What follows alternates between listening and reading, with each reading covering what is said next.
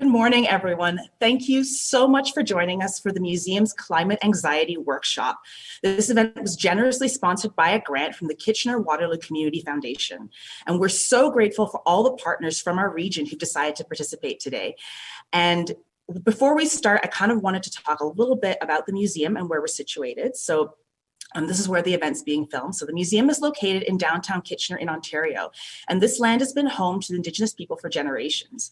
As settlers, we're grateful for the chance to be here, and we want to thank all the past people who've taken care of this land for years.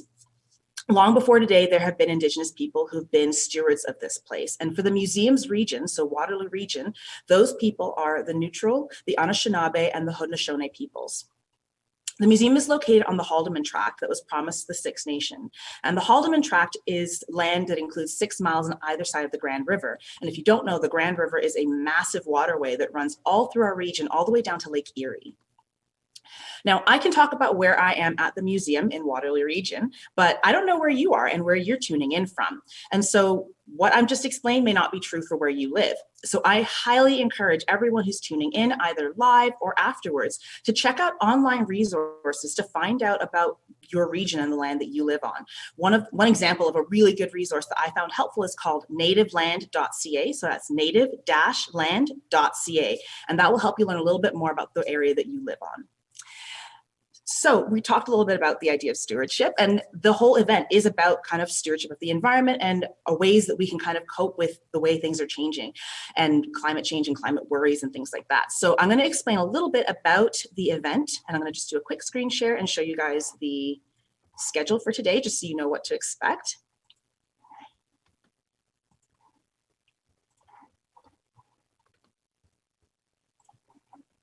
All right. So session 1, we're going to be starting off right now at 10 o'clock on general mental health and wellness strategies. So focusing a bit on self-care and how to deal and how to take care of yourself. Session 2 is going to be focused on climate anxiety and helping you to learn ways of navigating all the online information that's being thrown at us. And the third session, which is going to be happening at 12 p.m., is all about taking action and learning about what's going on in our region and learning about that from different community leaders, and also learning ways that you can take action so you can feel that sense of empowerment in order to do something and not feel so hopeless and kind of worried and feeling like you don't have any control over things. So we're going to start each session kind of at the time points, so at 10 o'clock, 11 o'clock, and 12 p.m. After each session, we're going to be doing a couple of short videos. So the reason why we're doing this workshop is part of our, I'll get back to that in a second. The reason why we're doing this workshop is part of our Alarm exhibition. So that was a show that started in January of 2020. January 2020. And that was focusing on the climate emergency that we're in. And so there were 4 main exhibitions that were part of that show. One of them is called Melting Ice. The other one is called Extinction, the Future of Frogs. And that one ended in March of this year. We also had Spectrum, the Climate Emergency Experience. And the other exhibition that we had was an art show called Agents for Change Facing the Anthropocene. And there are tons of artworks in this exhibition that focus on different elements of human interactions and human effects on the environment, including climate, but other problems that we're facing. And so throughout the day, we're also going to dot a couple of pre-recorded videos of me talking a little bit about the pieces in that show. And after I talk about the piece and talk about what the artist had in mind for that, or what the artist had in mind, what environmental challenge they were tackling with that piece, I'm going to ask you a couple of questions. I want you to reflect on the ways that you could possibly help mitigate that problem. So maybe it's something that you could do individually, or it's something that you think maybe we could do as a bigger community to help address the challenge being presented in that art piece. Now, we don't have comments and chat available in this video, but I have, if you want to check out if you're tuning in live, you can register for the event to get a link to Google Classroom, so you can kind of join the chat there. And the link for the event is themuseum.ca/events/climate-anxiety-workshop. And that will give you a chance to, if you register there, you can get the link and you can join the Google chat. If you're tuning in after our recording, that will also be the place where we put extra resources. So some of our partners have other things they want to share with you, extra PDFs, other links, that will all end up going there. So you can check out that website in order to get more stuff. All righty. So we're going to jump right into our first our first presentation for the morning. So like I said, we're going to be starting off with just some general strategies for managing your mental health and supporting yourself. And we're going to start with our first presenter, who is Rebecca Pister. She is a youth wellness specialist from the Canadian Mental Health Association, and she works as part of the Waterloo Region Initiative WAVE, which stands for Wellness, Acceptance, Youth Voices, Empowerment. Rebecca will talk about general mental wellness, and I'm sure she'll have some tips that all of us can find valuable regardless of where we are. She's also accompanied by Holly, who is one of the regional WAVE team members. So thank you guys so much for joining us, and I'm looking forward to what you have to share today. Great, thank you so much. All right, I'm just going to go ahead and share my screen. And one of the things that we are doing today is we're trying to make this presentation as interactive as we possibly can. So you should be seeing up on your screen right now the WAVE logo and a link at the top that says to go to ahaslides.com/wave. So I would love it if everybody who is online watching this, you can only do it now, you can't do this one later. But anybody who's here watching, if you could join and participate, that would be wonderful. So all you have to do is any browser. You can also do it on your computer if you do not have a smartphone. Go to ahaslides.com/wave, because a lot of the stuff that we're going to be doing today is pretty interactive. All right.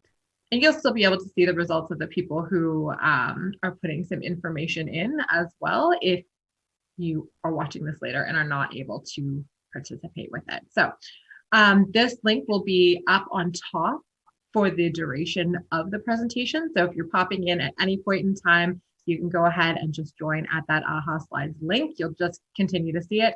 Now, because we can't hear you, there are some parts of the presentation where we're going to ask you some questions like, what are your thoughts? What are your opinions?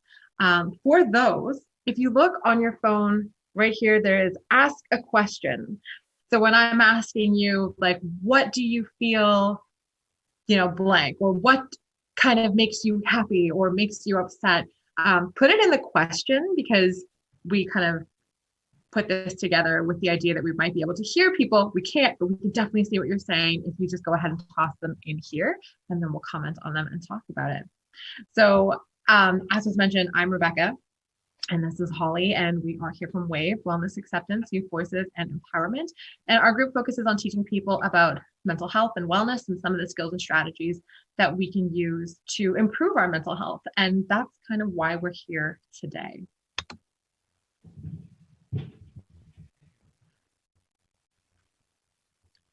I'm going to hide this. Okay, so my first question for everybody who is on with us today is, how many of you have ever felt stressed, overwhelmed, really worried, upset, or even angry at any point in your life? Go ahead and submit your answers. All right, we have a few coming in, so let's go ahead and see. I have, yeah, everybody. So for those of you tuning in after, you can see that 100% of us have felt this way at some point in time. We've all been there. And it can be really hard to know what to do to get back to a place where we're feeling better when we're feeling so distressed and we don't really know what to do. So it's really important for us to talk about these issues so that we can understand how they impact us and see that we really are not alone in that. But we need to start by understanding what mental health means to us. So I want everyone to think for a minute about what mental health means to you. What are some words that come to your mind when you think about mental health, or what are some words that you've heard when you hear the word mental health? So feel free to submit your answers.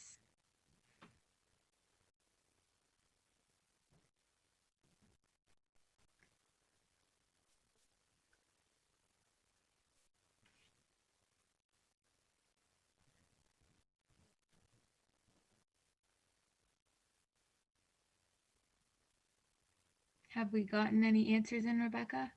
Yeah, we are seeing some coming up here. So we have anxiety, and we have depression, but we also have calmness. So these are all some really great answers on words that we can think of when we hear the word mental health. So now we're going to kind of talk about what mental health does mean. A lot of people use the words mental health and mental illness interchangeably, as though they mean the same thing, but they're actually pretty different. Mental health is more of an umbrella term, and mental illness is a part of that. Mental health has to do with everything about it. It impacts how we feel, think, and act when faced with different situations in our lives. It affects how we look at challenges, and do we see something as being difficult but doable, or so impossible that we shouldn't even bother trying? It impacts how we see our choices. Do we feel like we have any, or do we feel like life is just kind of happening to us? It also impacts how we view ourselves and the world, and even though we relate to other people. When we're in a place where we all feel good mentally, these things are a lot easier for us, but when things are difficult, they become a lot harder. All right, so let's start by talking a little bit about mental wellness and what that means and how we can define it so that it makes sense to us. Mental wellness is really, if we picture this place where we're doing fantastic. So picture kind of one of the best days for you. You wake up and you're in a really good mood and you're happy, or at least you're not angry or upset by anything. You had a really good sleep. You're not feeling overly stressed. If you're a young person, maybe you don't have any big assignments due, or maybe you do have assignments due, but you have it all covered. You're feeling really confident and ready to go. And you're not like feeling any aches or pains, just generally you feel good in your body and in your mind and kind of feeling pretty settled. That would be wonderful if we could all be in that place all the time, every single day. But the reality is that is just not realistic, because life happens and life can be very difficult sometimes. So if you would like to, while we're talking about this, you can go ahead and in that ask a question part of the website, go ahead and pop in some things that make you feel more in the place of wellness or more towards that place of distress, or how it makes you feel, or the kinds of things that you do, how you might react to those things. You will have to put a name in it, but I think if you literally just put any like any letter, it will work. So it can still be totally anonymous. And as people are doing that, if you want to, I will just go ahead and give a few examples. Like I said, life is pretty difficult, right? So some days we might wake up and we're in a really good place, but then, you wake up and you realize, oh no, I'm late, right? I slept in, my alarm didn't go off. So you might start going down into that place of distress a little bit more, starting to feel a little bit upset or anxious or overwhelmed. Or maybe things start happening throughout the course of your day. Like if you do go to school, and you go to first period and you had a test that you weren't prepared for. Or you walk into class and, you get a text, right? You get a text from the person that you really like, and you're like, oh, that's really cool. But it turns out that they were actually just trying to get somebody else's number from you, right? So we kind of go up and down. Sometimes it's really small things like that that might impact us, but sometimes it is bigger things, right? Sometimes we experience things like loss, or sometimes we are experiencing just big changes in our life. Right now we're, in the middle of a pandemic that has been pretty stressful for a lot of people. And so there are parts where we might be in that place of distress, but it's also not all bad.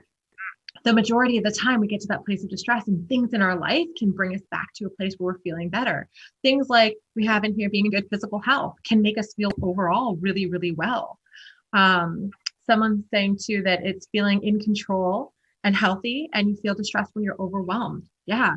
Right. So what is happening in your life, and recognizing where you are on this continuum, and are you moving up or are you moving down? How much time are you spending in distress?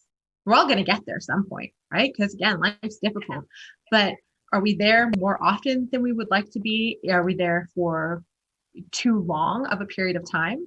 Somebody else is saying that wellness to you is no matter what happens in your day, that you can handle it. Yeah, absolutely. And again, when we're in that good place, that's kind of how we feel.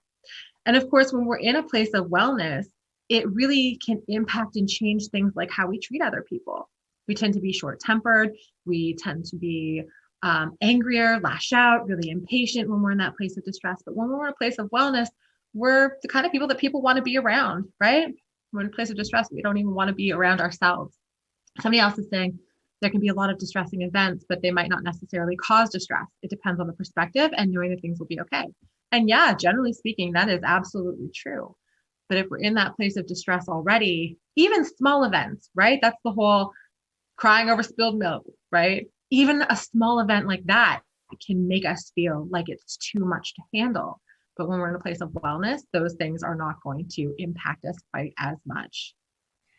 So that's a bit about what anxiety is, but how does it feel? How do you know when you're anxious? Go ahead and type in some of the ways you feel in the chat, or take yourselves off mute. Oh, that's for Zoom. So sorry, just type in your answers on your phones about how anxiety makes you feel.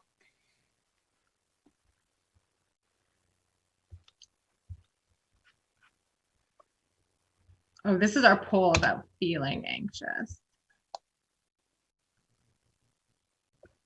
Wonder if they're messed up. There we go. I forgot that I was supposed to do the poll. That is on me. So first off, yeah, we have all felt anxious at some point in time. It's a normal feeling.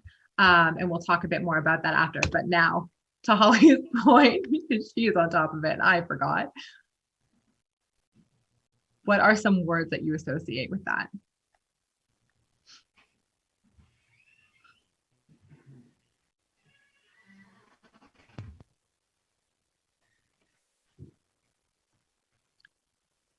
We have schoolwork that's up there. Holly, you're a student. Do you want to talk about schoolwork as making you feel anxious? I think definitely right now with COVID too, school definitely holds a bigger impact of stress and anxiety on my life, because I know there's a lot higher pressures being held to, and due dates are shorter period of time, and your grades, the weight of every assignment holds a lot more power on your overall grade. So schoolwork can definitely make me feel really anxious and overwhelmed.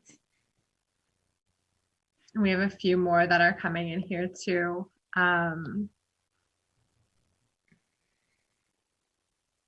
Like the state of the world overall, right? That can be really scary when we look at things around us and not having any control or any ability to, deal with the things that are happening in a way that we might be able to make some changes. That can make us feel really anxious. And Holly touched on things like deadlines and stress already. Those are fantastic. Yep. Bad things happening. There are a lot of bad things that can happen, and it's really hard to take our focus off of those. We have politics up there. Absolutely. That can make people feel anxious. Yeah, these are great. All right. I'm going to move into the next slide here and talk a little bit about anxiety and what it is and also what it's not. So anxiety, it feels awful. And a lot of the times when we get to a place where we're feeling anxious, we think that it is like a bad feeling. Oh, I keep on, every once in a while I see a heart and it reminds me of something. I did want to point out that at any point in time, you can take a screenshot if you haven't figured that already. If you're on your phone, just take a screenshot of it, any of the slides that you like. And if it's something that you'd like to kind of keep or be able to reference back to, it will be there for you. But anyway, so about anxiety. When we feel anxious, we tend to think and like label it as like this bad feeling. But the reality is we really like to look at feelings as none of them are bad. They're all really important and really beneficial. They are communication. They're telling us something about our environment or the state that we're in right now, that gives us a lot of important information about whether or not we're safe, whether or not we're comfortable, whether or not our needs are being met, and a whole lot more than just that. So emotions are never good or bad, but certainly anxiety is very uncomfortable. And because of that, we also kind of don't want to feel it, and we want to push it away and get rid of it as quickly as we can. But anxiety is not just uncomfortable, it's really adaptive. It helps us. It keeps us safe in a lot of different ways. When we're feeling that anxiety and that kind of like that nervousness and that feeling in the pit of your stomach, like, oh, something might not be right here, that's something that might keep us from making a dangerous decision. It keeps us from, walking in places that might be riskier. It keeps us from, maybe like driving too fast, all those different things. That anxiety is really helpful. Now, anxiety is really closely related to fear, but they're not the same. Fear is about something that is currently happening. It is about the situation right now. And it is just that body response to everything that's going on. Whereas anxiety is more focused on the future. It's about these anticipated threats. What if? What happens when? Right? So not what's happening right now, but that future part where we're starting to really worry and have a lot of concerns, and it can really take hold and make our minds kind of start just spinning out of control. The reality is that everybody experiences anxiety from time to time, right? And so I want people to understand that just because you experience anxiety, it doesn't mean that anything is inherently wrong with you. Again, it's just communication about the situation that we are currently in.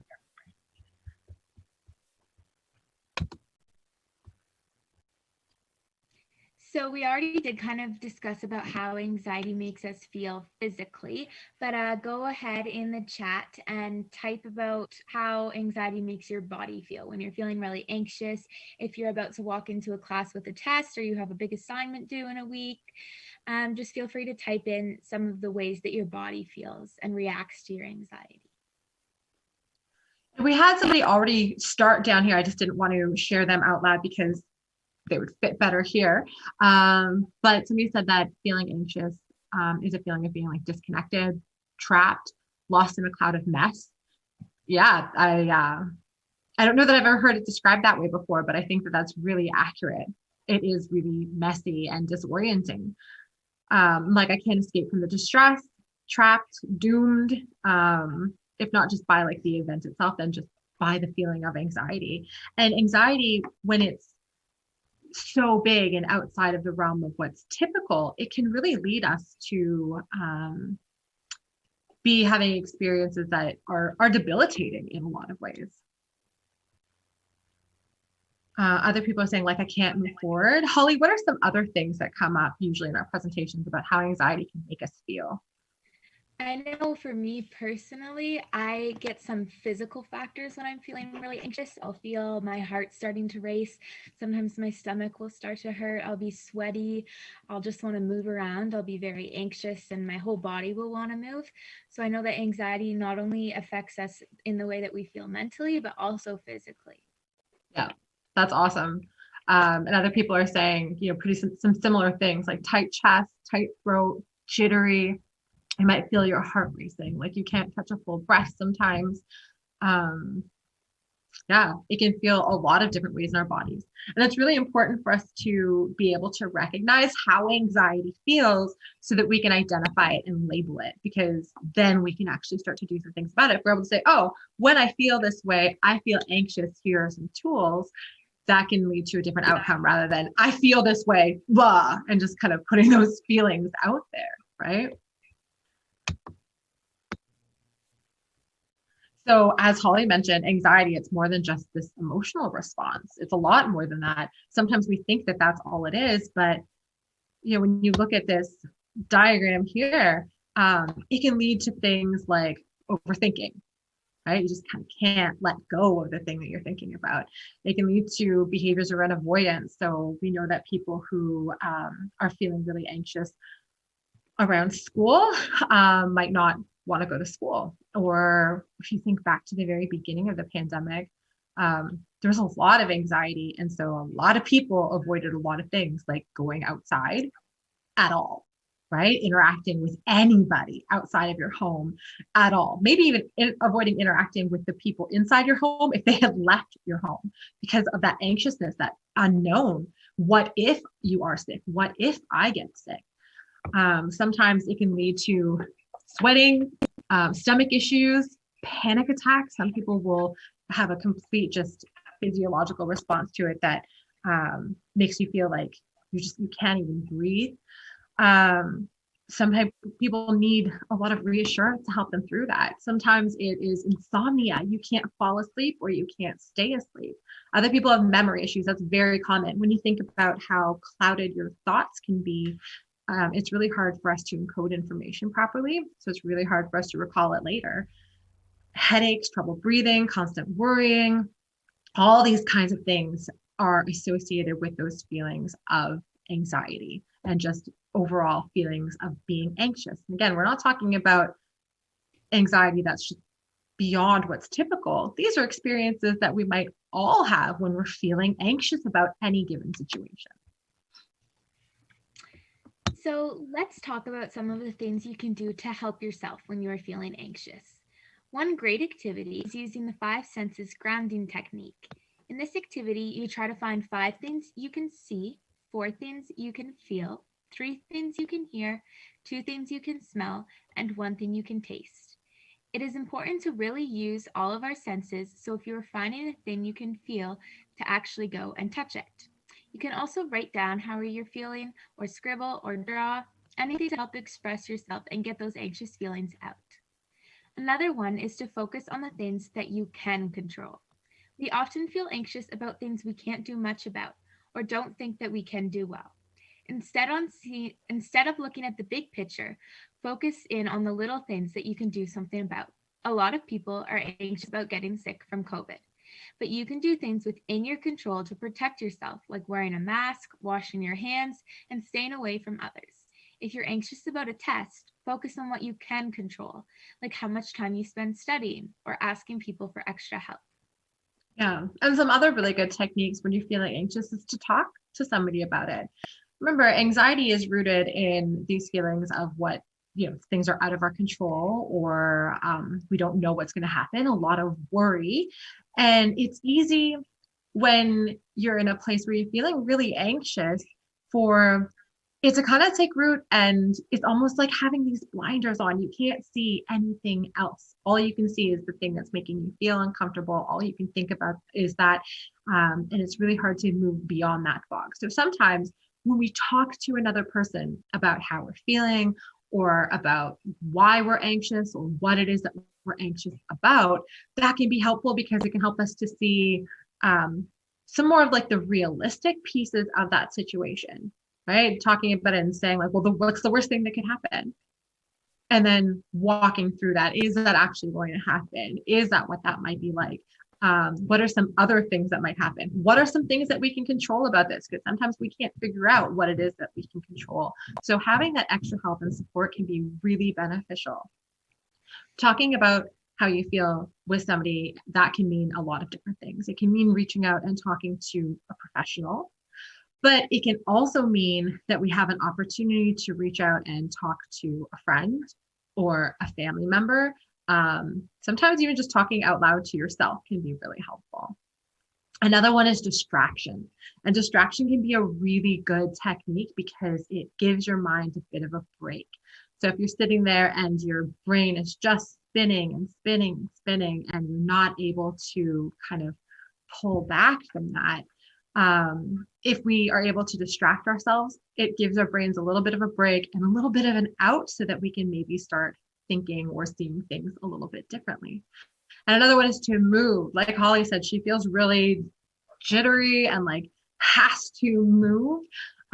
Sometimes moving is really one of the best things we can do to expend some of that extra energy. So when I'm feeling really anxious about things, I like to go for a walk. I tend to be able to process things better while I'm moving. So maybe while you're talking to somebody, go for a walk with that person or have them on the phone while you're walking. Combine a couple of these different activities together. And then the last one that I want to run you through is about breathing. So I want everyone to do a quick little activity with me before I talk more about this breathing. So I just want everybody to follow my instructions. If you are sitting in a room with other people, I don't want you looking over to them. You're just going to move your eyes in the direction that I say. So get comfortable. And then I just want you to move your eyes and look up.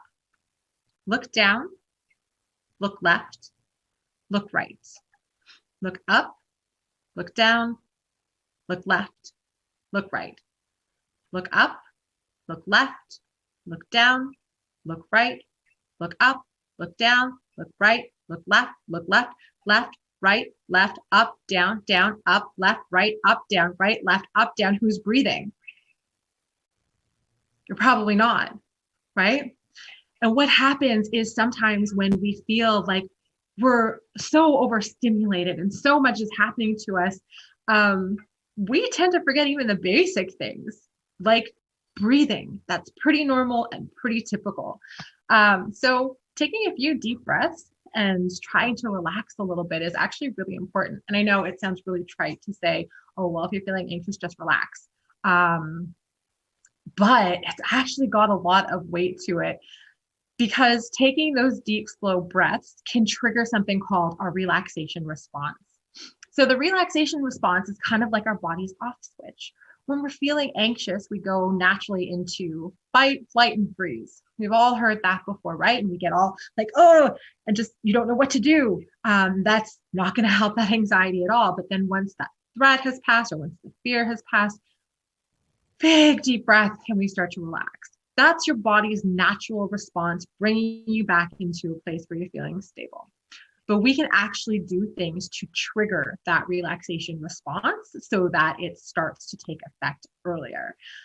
And again, we don't have to wait for it to happen naturally. Breathing is a fantastic technique for this. So I'm going to walk us through another activity. This is called box breathing, and it is really, really effective. So here is what that looks like. Box breathing is a technique that people learn. The Navy SEALs do this a lot. Firefighters do this a lot. Athletes do this a lot, because it really helps us to bring ourselves back and to keep breathing, which is important to keep functioning. So what we're going to do is take a deep breath in through your nose while you count to 4. Hold that breath while you count to 4. Breathe out through your mouth while you count to 4, and then hold that breath again while you count to 4. And it's really helpful if you can find something that's square that you can kind of trace your eyes around. So let's go ahead and try that. Everybody go ahead and breathe in. 2, 3, 4. Hold. 2, 3, 4. Breathe out. 2, 3, 4, and hold. 2, 3, 4. All right. And you do that a couple of times. Now, I found the other day, well, last week, I guess, I was at the dentist, and I wasn't anxious, but I kind of felt like my stomach felt a little upset, and that's not a comfortable feeling when people have their hands in your mouth. And there's not a whole lot of things you can do to distract yourself in the dentist's office. So this technique actually worked really well for me. I couldn't trace my eyes around a square, but I just drew a square on the back of my hand and was able to go 1, 2, 3, 4, 1, 2, 3, 4. And honestly, I can't tell you what a big difference it made. So if you're feeling anxious, trace your eyes around something, draw a square on the back of your hand, whatever it is, and try this type of breathing activity.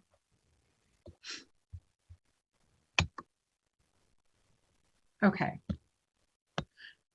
So we have a couple of other things that we want you to be able to take with you. And the first is for coping with anxiety. Coping is the different skills and strategies that we use when we are feeling anxious in the moment, right? We don't need to do coping long-term. Coping is the stuff that helps us right now to get to a place where we feel better and can kind of move forward. So this is one of the resources that will be posted on the website and in the classroom, and it has the template for you to use and some ideas for coping, but it's making your own fortune teller. You can look on YouTube to find different ways to like how you fold this, but I'm sure a lot of us have used them before. It's just like this. And so what I did was I created one. I have different colors on the outside. I can pick them like blue, BLUE. You do that a couple of times, and then on the inside, I have little designs and numbers. And then on the full inside, I have some of the techniques that we already talked about. So Holly mentioned the 5 senses. So I have that written in my very terrible handwriting right here to go around and look for things that I can find, like see and and here and things like that. I have one, if I'm feeling anxious, what might help me is to have a shower and then make some tea so that I can start to relax and distract myself. Another one is to take 5 deep breaths, and then I have color or scribble or write down my feelings just to kind of get it out. So when I'm feeling really anxious, I can pull this out of my wallet, out of my pocket, out of my backpack, whatever it is. Use this. It's fun, it's engaging, it'll distract you right away. And then it will help you to kind of get to a place where you're coping a little bit with the feelings, and then can maybe start to deal with them and process them. So that's a little bit about a coping technique. Again, the template is in the files that we have provided. All right, so we're going to go into the next one. I think my other monitor just died. 1 second. Holly, do you want to go ahead and talk about this one while I see if I can get this back up? Sure. So overall, we really all need to be working on using some good self-care, whatever that looks like to you. The way we often talk about self-care makes it seem as though it's about pampering yourself or that it's something indulging that only certain people get to participate in. In reality, self-care is an essential part of taking care of our overall wellness. Self-care is what we do or don't do that helps us to feel good and stay healthy. And it can involve all kinds of things, from brushing our teeth and eating well, to being careful about who you follow on social media, to having some screen-free time and listening to music, and even making your bed. All right, I have that back up and going. So just to give you guys a second to have a minute to think about this quote, I really like it. It says that true self-care is not salt, fats, and chocolate cake. It is making the choice to build a life you don't need to regularly escape from. So self-care, again, is those ongoing things that we do day to day. And I have a friend who works with me who, I love how she puts it, that sometimes self-care is not about treating yourself, it's more about parenting yourself.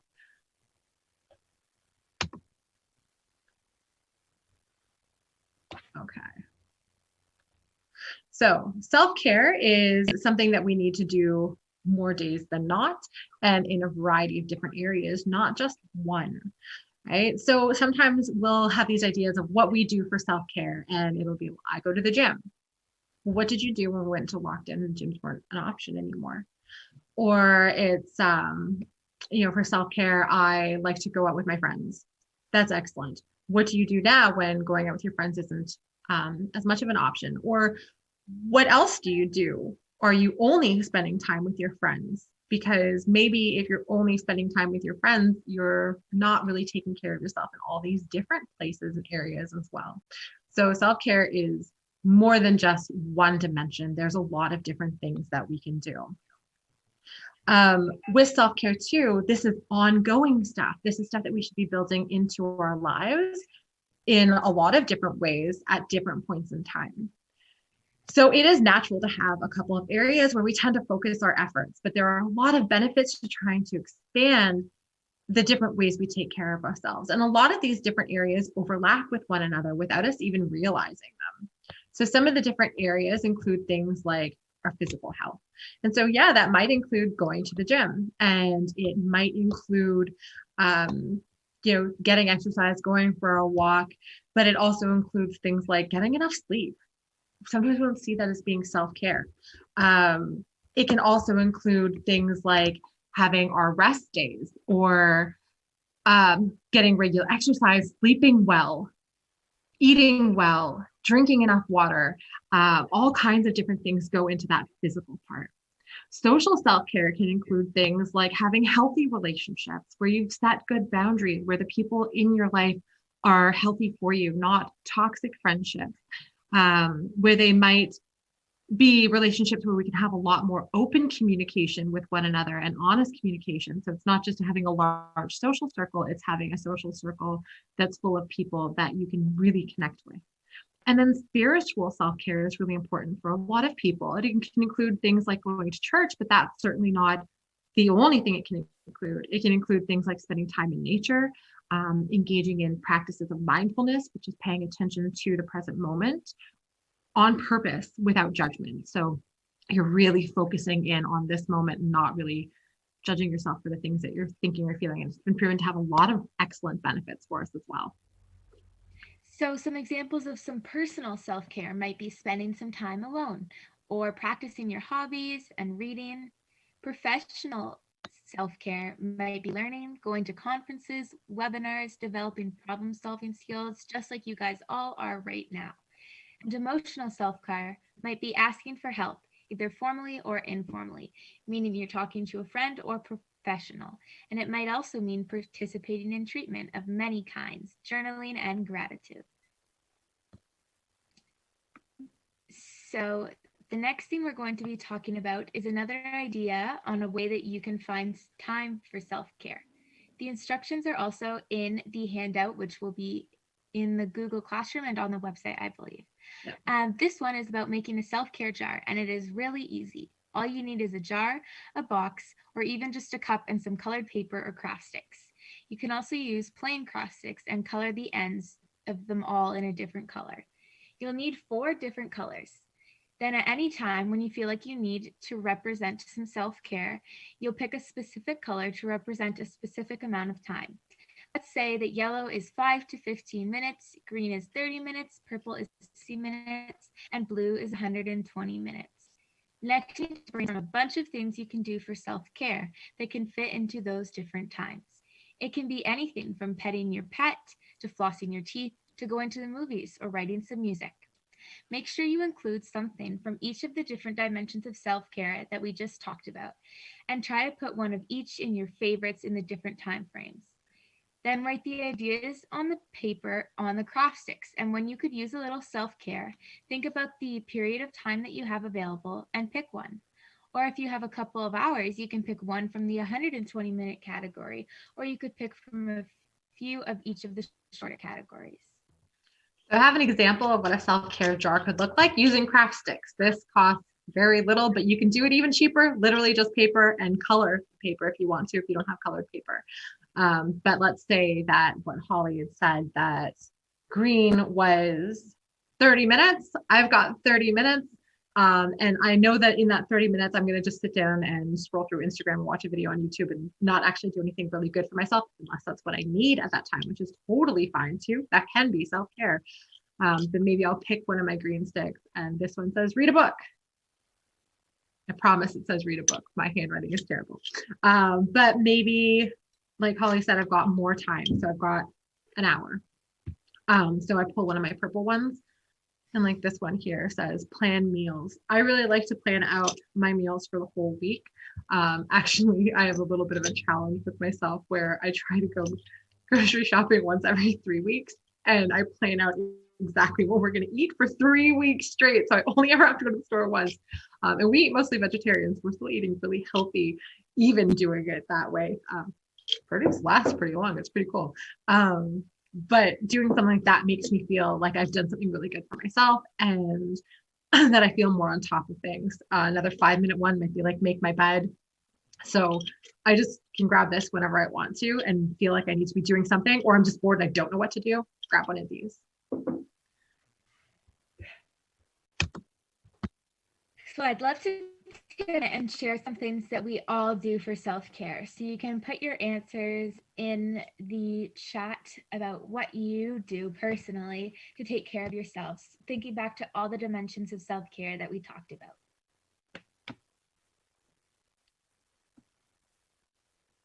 Just letting people see the self-care jar slide. I thought it had gone, but I'm having issues with my other monitor, so it had not gone up. But again, this image is right in the handouts for you. All right. So we'll see what suggestions we get in about what you do for self-care.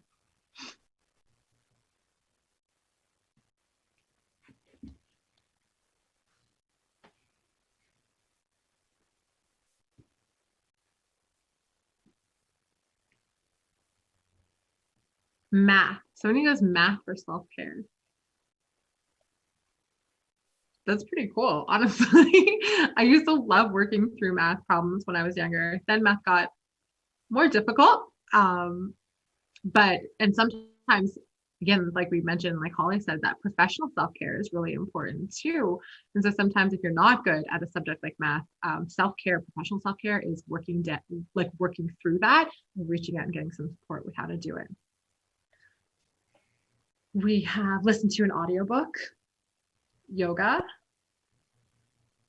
journaling, calling a friend, running, meditation, art. These are wonderful. Yeah, these are all really great ideas and examples of things that we all do for self-care.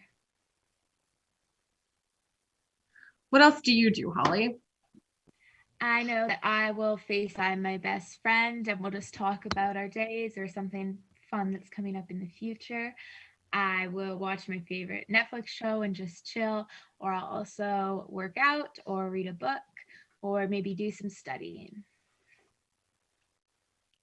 Sometimes for me, it's one thing that and I'm not great at doing it all the time, but one thing that I think is really good for me for self-care is at nighttime when I'm finishing up my work day, I'll write down a list of the things that I want to accomplish the next day and then check off all the things that I did accomplish that day so that I feel like I've done something and I'm set up for the next day so it's not just racing through my head.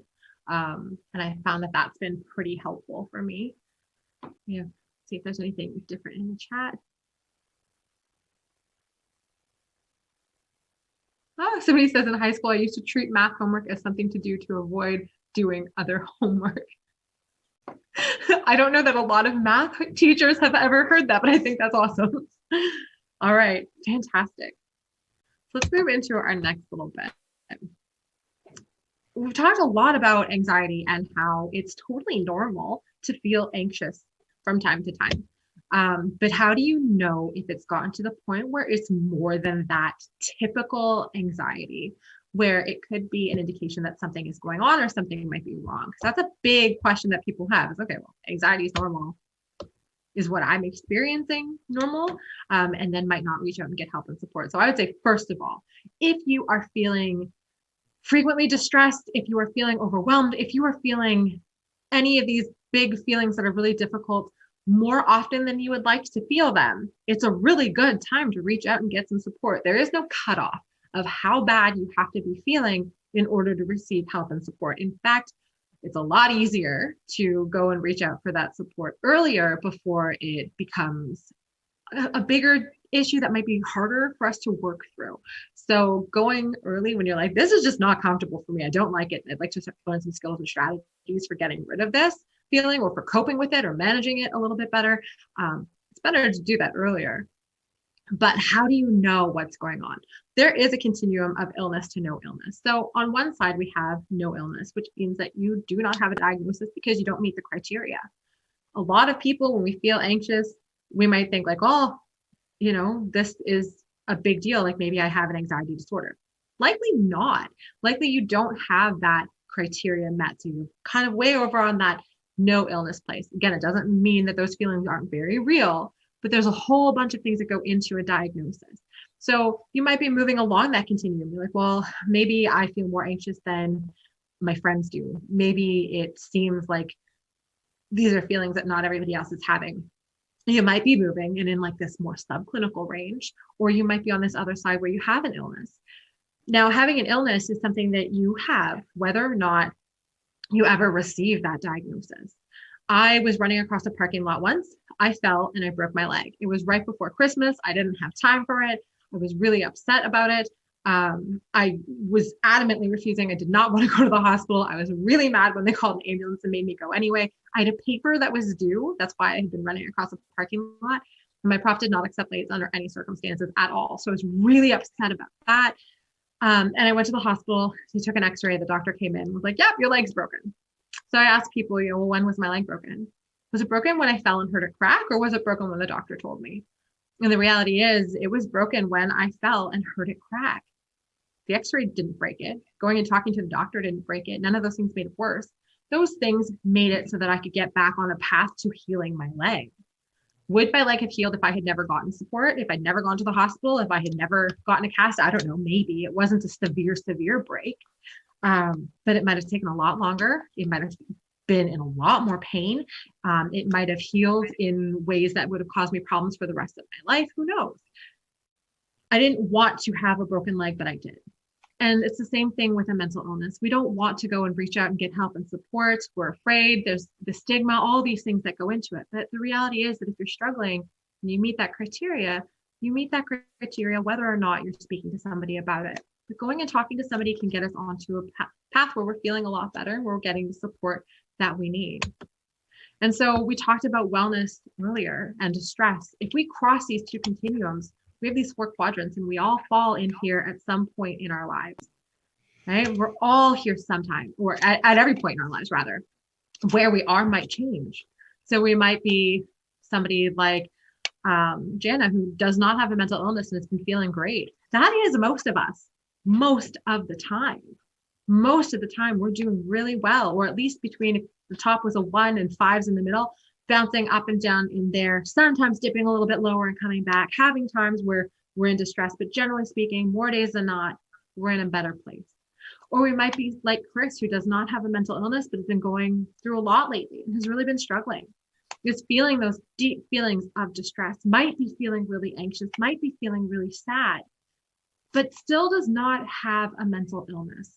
The person in that quadrant is most of us some of the time. And it's a really good place to be reaching out for additional help and support and working on those skills like coping and self-care to get us back to that place of wellness. And then there is somebody like Erin, who has an active illness, has bipolar disorder, and has been experiencing depression for the past few days. It's really not doing very well. That is what we think about when we think about mental illness. There's somebody like Erin who is having a very difficult time. But the reality is that that is just some people who have a mental illness some of the time, because most people are like Ryan, who has schizophrenia, but their symptoms are under control. They've been doing really well lately. So that's a place of recovery. Just like with asthma, I can be very sick. I have asthma, I can be very sick, or I can be in a place of recovery as long as I'm following what my doctor says, taking my medication. I'm doing really well. With our physical bodies, we can get back to a place of recovery. With our mental health, if somebody has a mental illness, they spend more time in recovery than not as well, generally speaking. Okay, so next we're going to do a little bit of did you know questions. So if you are one of the people who does have a mental illness, you are not alone. In fact, 1 in 5 Canadians are experiencing a mental illness or serious mental health concern in any given year. Because of the way the stats are collected, that's really honestly an underestimation. And throughout COVID, that number is likely much higher. We also know that about 70% of mental illness starts in childhood or during our teen years. If you are really struggling, either with your overall mental health or you think it might be starting something more, it's important to reach out for support. We are going to share a few resources with you as we end our presentation today. You'll be getting a copy of all of these in the PDFs we have shared. So the first one is Care 24/7. This is a local number you can call to get support at any time that you need it. They can also help get you connected to services, answer questions, and even help you cope with hard things you might be going through. So here's the number for Here 24/7. It's definitely one that I think everybody should have. So I'm just going to leave this up for a second while you take a screenshot of it, if you don't already have it. Again, like Holly said, it'll be in the files as well. Okay, and then we have another group of resources and support. So first of all, for young people who are here listening, Kids Help Phone is a wonderful resource. They are a Canadian charitable organization. They provide 24-hour free, confidential, professional, online, and telephone-based counseling and support. It's all led by volunteers, and they offer some services in both French and English. And the really cool thing is, I know, like, even now, if I wanted to reach out and get support from somebody, I would have a really hard time calling and speaking and actually putting the words out there. That can be really intimidating. So they have a text line as well, which is amazing. And there's also that online option for support. So going to kidshelpphone.ca will get you there. And then there's the mental health helpline as well. And it provides access to addiction, mental health, and problem gambling services in Ontario 24 hours a day as well. The next ones are Together All, and then there's Bounce Back. So you're actually going to get 2 different handouts. One is going to say like mental health resources, and that includes the self-care and the coping activity. The other one is just called resources, and that's one that's been put together by the Canadian Mental Health Association, and it includes more information on Together All and Bounce Back, as well as other services. So Together All is a program that provides free support for individuals 15 and up who are coping with things like isolation, loneliness, depression. It's all completely online, and it is run by people who have similar experiences. So it's a peer-led kind of program as well, which is great. And then we've got Bounce Back, which you need a referral from a primary care provider, but they have a lot of supports and resources for working through depression and anxiety, isolation as well. Both of those two programs have worksheets and different resources, different programs that you can follow. It's just that one of them is, I think, more like clinical support-ish, and the other one is more of that peer support. So whatever one works better for you. A primary care provider, if you do not have one, you can also use somebody from a walk-in clinic, or there's a free arm to that program where you can go ahead and sign up for it with, or they're all free, sorry. There's an arm to the program that you can sign up for support and to use Bounce Back. It's limited if you don't have a primary care provider, but it is still available. And then there's the Canadian Mental Health Association of Waterloo Wellington. I'm on the education services team, and we do webinars, almost every day it seems. So if you go to cmhaww.ca and search for webinars, you'll see a list of all the amazing ones that we have coming up. And there's always something going on. mindyourmind.ca is a great resource for youth. It has a lot of information, a lot of fun activities.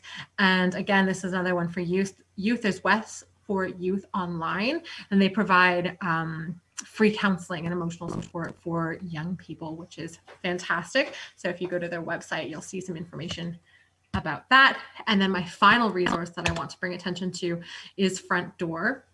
Now, Front Door, that is access to child and youth mental health services. So for adults in Kitchener-Waterloo, you would go ahead and go to Here 24/7.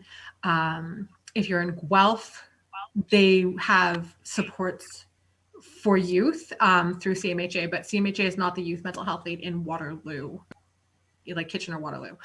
So Guelph, Wellington it is. Kitchener-Waterloo it's not. You go to Front Door instead.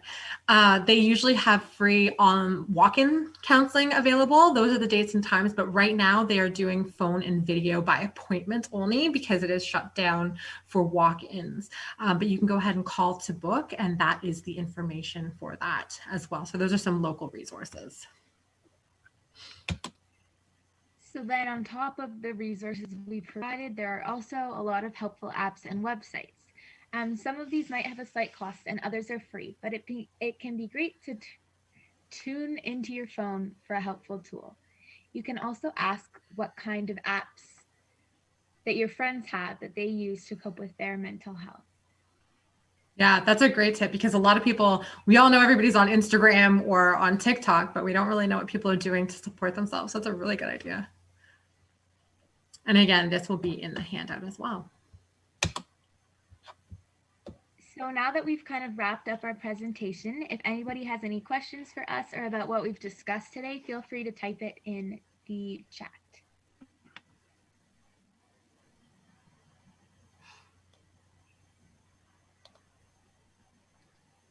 Just giving it a minute to see if anything else comes in, but you guys have been putting in some great participation throughout, which I really appreciate. Thank you.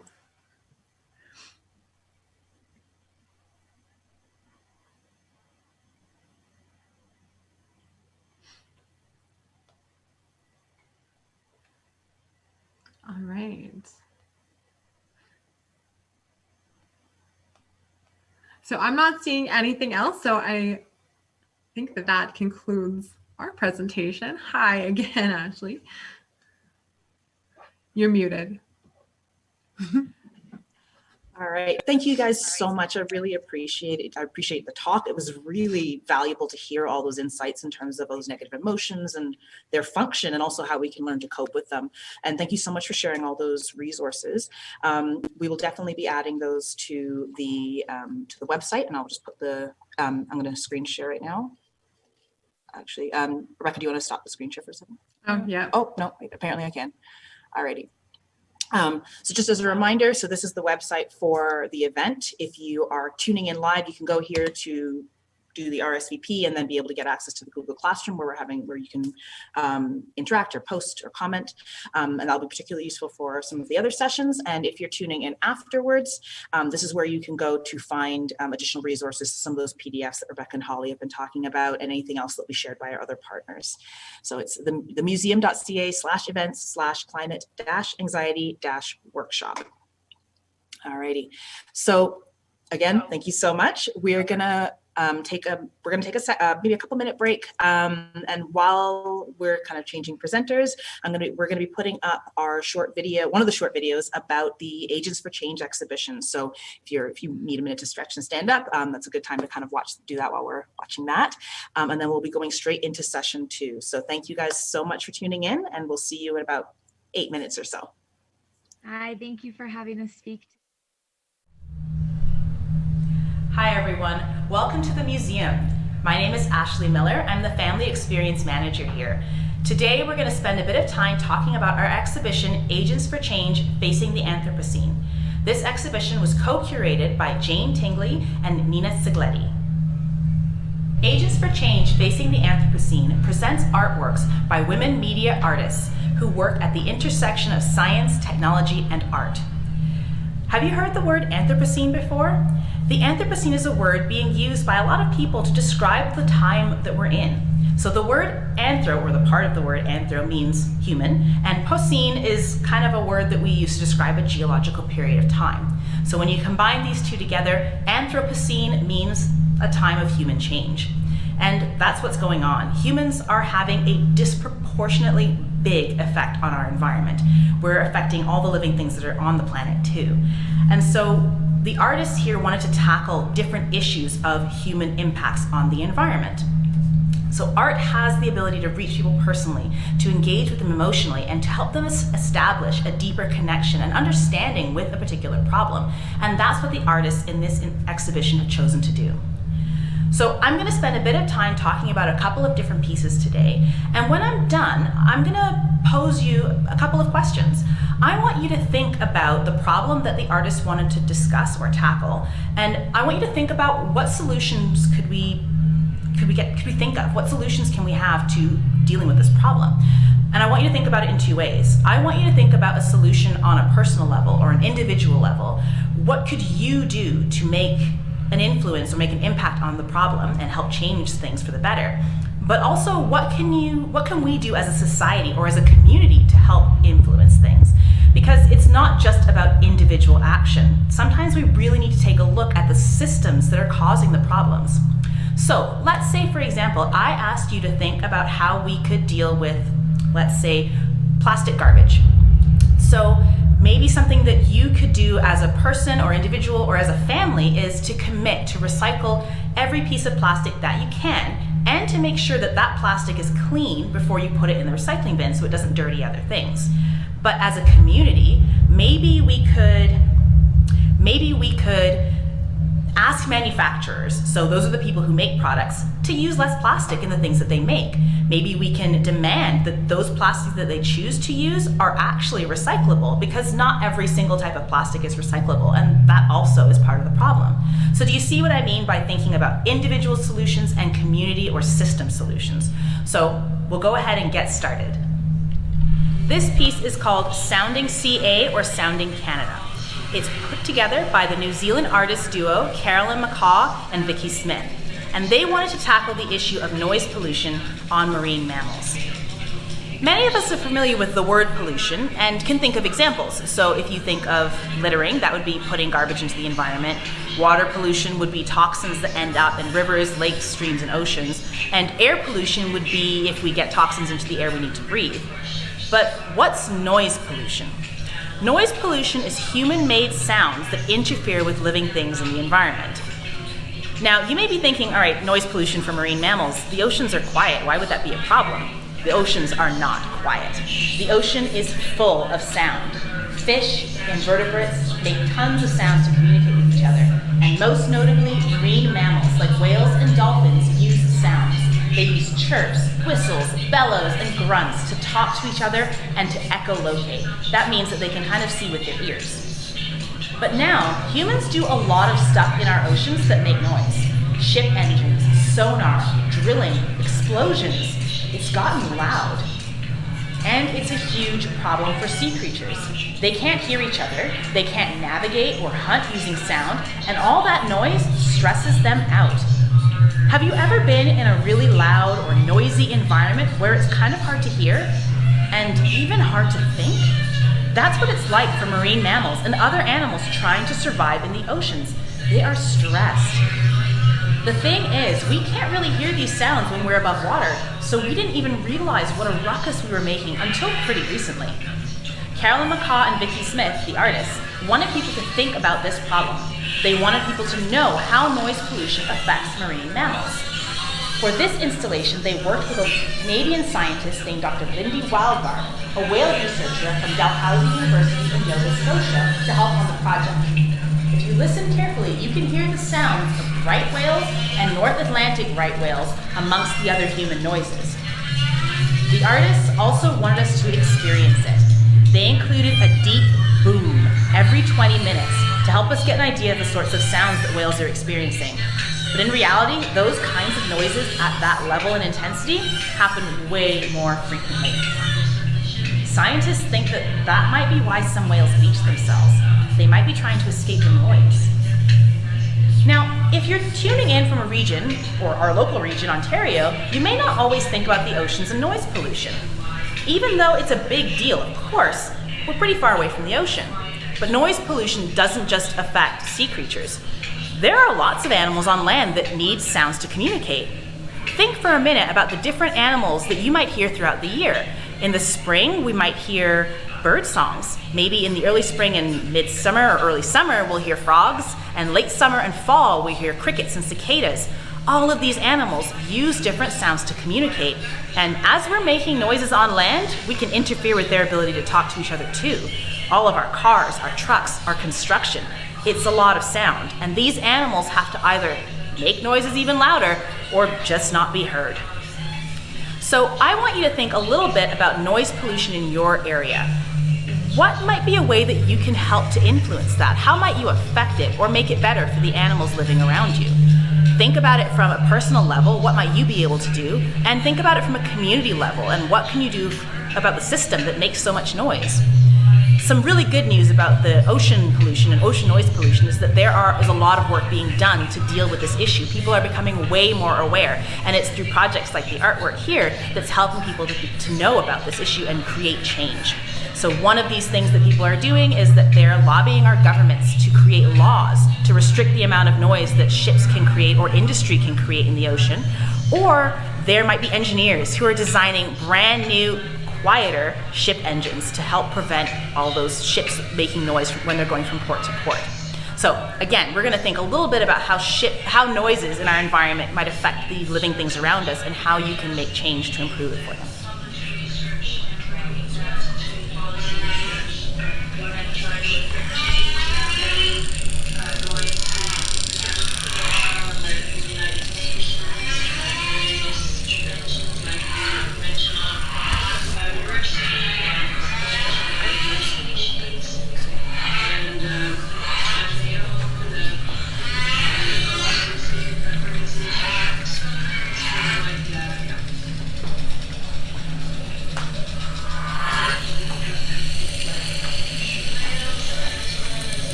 Hi again, everyone. Thanks so much for joining us. We're now going to be moving on to our second session with Tina Chan. Tina holds a Master's of Public Health and Health Systems from the University of Waterloo, where she explored the role of technology and climate change on mental health. So take it away, Tina. Thank you so much for the introduction, Ashley. So I'm just going to take a moment to set up my screen sharing. The most finicky, boring part of the talk, I assure you. Okay.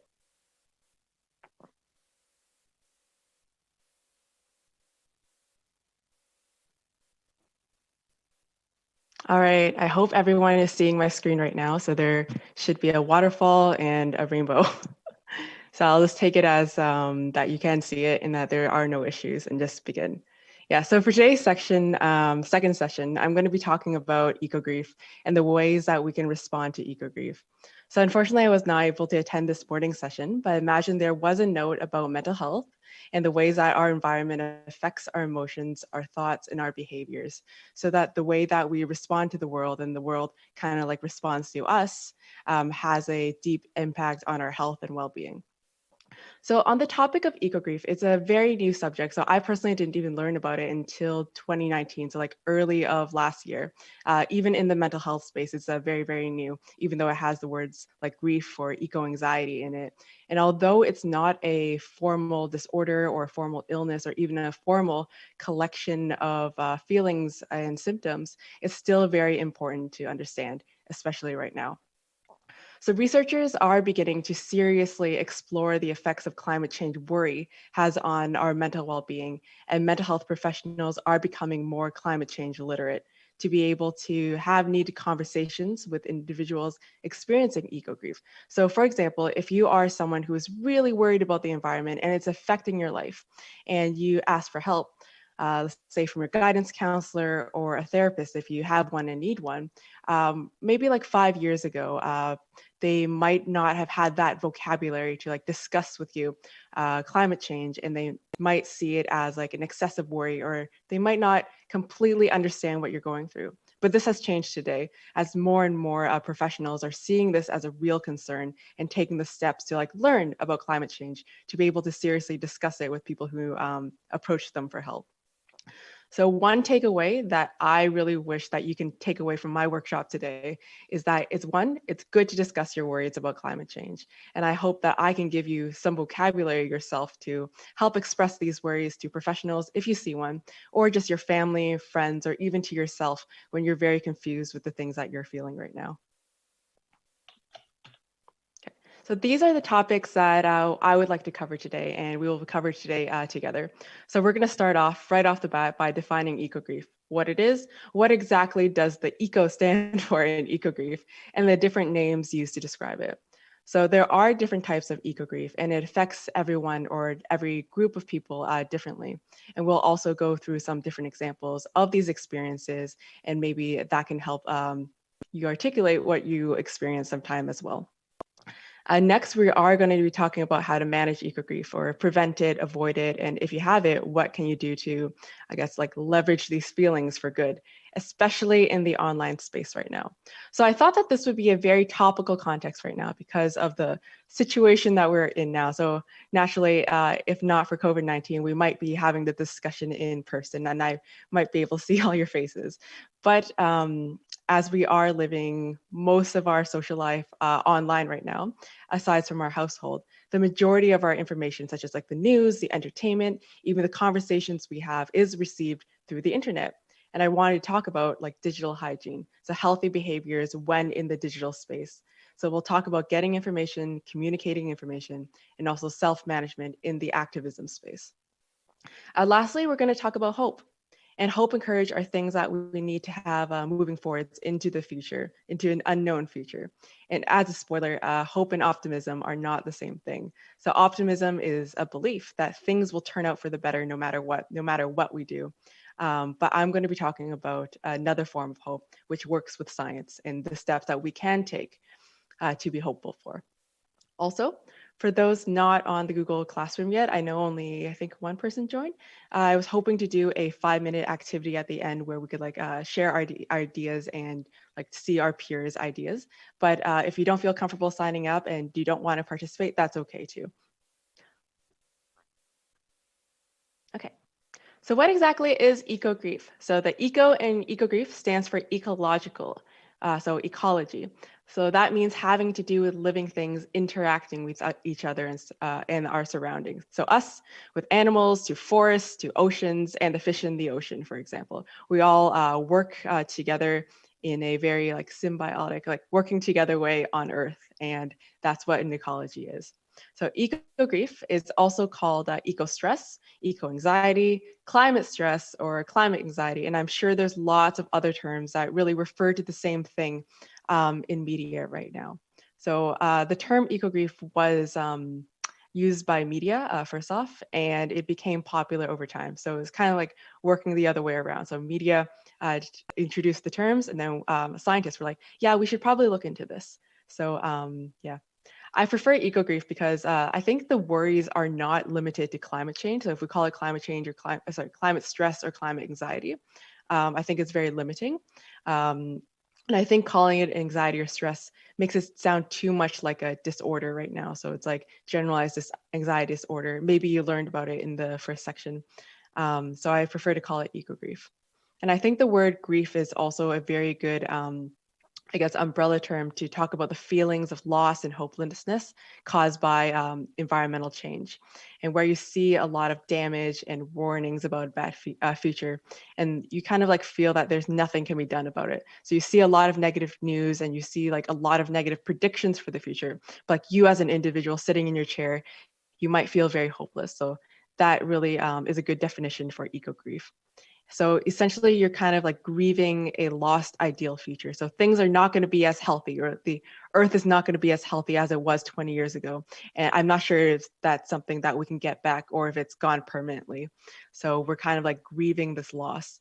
And I think grief is a good term because it talks about how we can also use our feelings to turn into thoughts, to turn into action for the future. So one example I would like to share is a news clipping. It's either last year or the year before. So if any of you have gone to a national park in Canada, this is the Jasper National Park in Alberta. So it's very known. I'm hoping that you can see my cursor, but if not, that's okay. The white in the background, these are glaciers, and it was an always like a popular attraction to this park. But as you can see, the white is getting thinner and thinner, and there's more earth between like the people and the white in the background. So you can see the glaciers like receding and shrinking away. So for fans of national parks, they can feel like very hopeless, that there's nothing that they can do, and that this is something that might be gone forever. So it is a grieving process. But there's different types of eco-grief that I would like to touch on. So there's the acute type of eco-grief. So acute means that it's very immediate. So it all happens at once, and you're experiencing the direct effects of environmental change or environmental loss. Then there's cumulative. So it happens over time. So like daily stressors like build up, and then you still get feelings of eco-grief, but it's spread out over time instead of happening all at once. I'll have examples of all this afterwards. Then there's vicarious. So vicarious means that you're kind of in someone else's shoes, or you're imagining in someone else's shoes. So you experience eco-grief when you see it happen to someone else. And lastly, there is anticipatory. So you're expecting it to happen. So like I said before, maybe a lot of negative news is predicting something to happen in the future, or you're seeing it happen somewhere else vicariously, and you're just like waiting for it to happen. So that type of worry can also lead to eco-grief. So one example of acute grief or acute eco-grief is forest fires. So I think in the West Coast, there were some forest fires early this year, and it did a lot of damage. So like some trees are gone, some land might be damaged, and you can still see the effects of the pollution or the fire, the smoke in the air. So the sky is like a different color. So these are groups of people, if you live near the area, who are directly experiencing ecological loss. So it causes a lot of worry and hopelessness for them, and they're suddenly put into a situation where they have to grieve. They're seeing an event happen, and they need to process those feelings, etc. Other examples could be earthquakes or just other natural disasters. So flooding, droughts, etc. And if you're from the Indigenous community, or you know of the Indigenous communities, they are experiencing a lot of loss of land right now, especially concerning water contamination. So that's another acute grief that you can look into if that's a subject that you are interested in. So again, the Albertan National Park is a good example of cumulative grief. So the glaciers did not all disappear overnight, and they did not all recede over a day. It's probably happened over years or long months, and they saw it happen gradually and gradually. So this is a very big example because glaciers are very, very big and very significant in Canada symbolically. But cumulative grief can also happen in your own backyard or or on your lawn if you live in a suburban area. So essentially, it's like daily stressors built up over time. So seeing your lawn get drier and drier, seeing more patches of yellow. You don't need a melting glacier to have eco-grief symptoms. Seeing things like this can also be as valid. So different scales, but things like this make you feel the same way or can make you feel the same way. So you don't need to see big changes to even talk about eco-grief or just feeling that you're kind of like worthy to have feelings of sadness. Okay, so the last one I like to, second last one I like to talk about is vicarious grief. So this was a photo that was shared a lot on social media, I think last year or the year before again. 2020 is a blur to me nowadays. So it's a photo of a very thin polar bear cub surrounded by a dry environment. And we're very used to seeing polar bears like large, furry, healthy in icy areas. So when this photo was shared, there was a lot of discussion online about how the environmental impact was affecting our ecosystem, specifically polar bears, which was a very important icon in Canada. So it's very expected to feel very sad when seeing this happen to something we love. So polar bear, for example. And I think the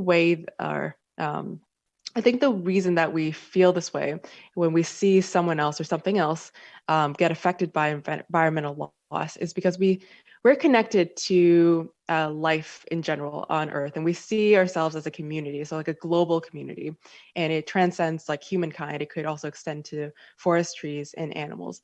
So it's a really strong sense of community that makes us feel sad when we see a member of our community, so our global community, get affected by something that will affect or has already been affecting us all. So it's very valid to also just feel sad when we see other people harmed by the environment. It's really independent on how big of an impact it has for the person that we're seeing.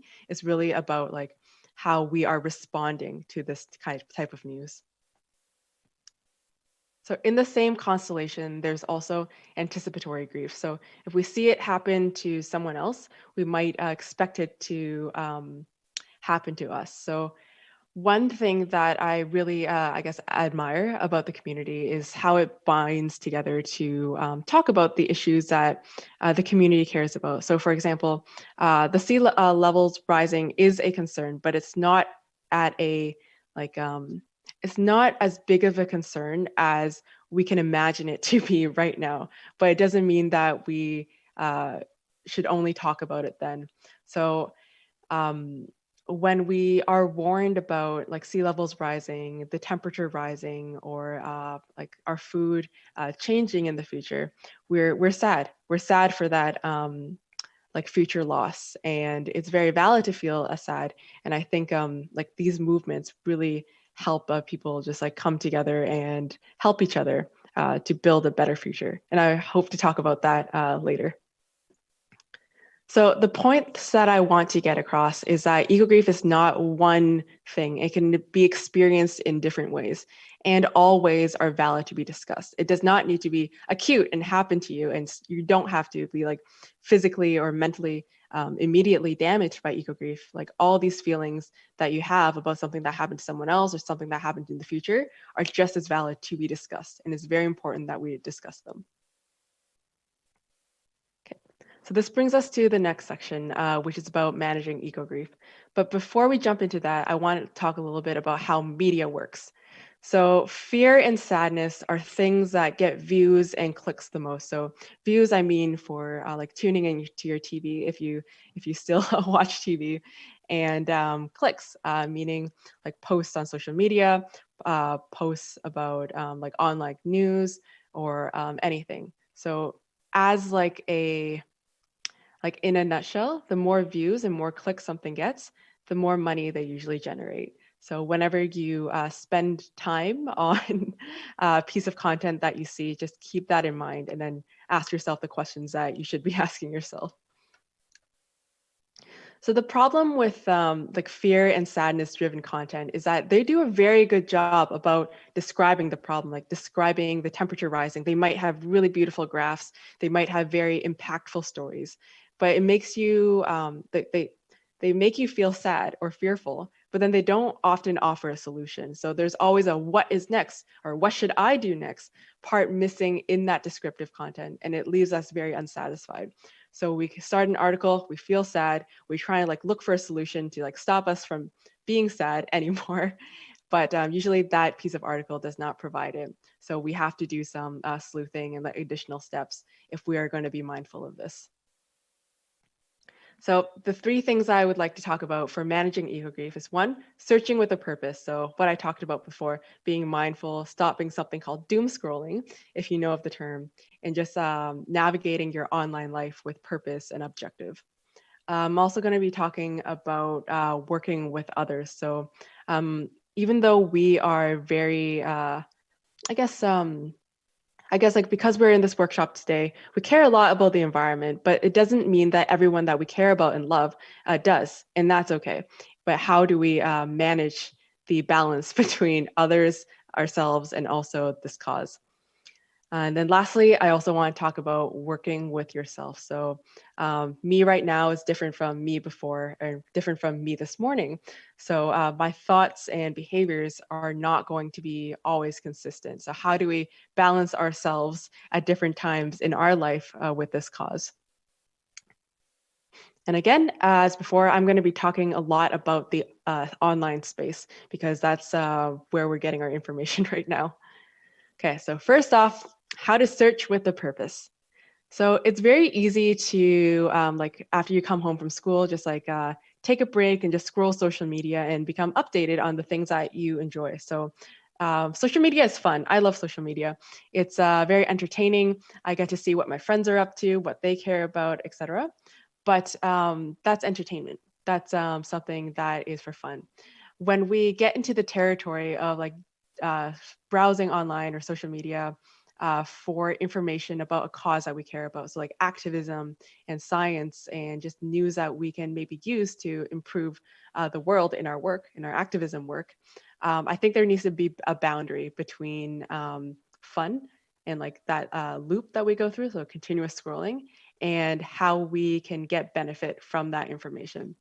So if you are looking at climate change material and it makes you feel a certain way, always ask yourself, what information are you looking for and what will you do for it?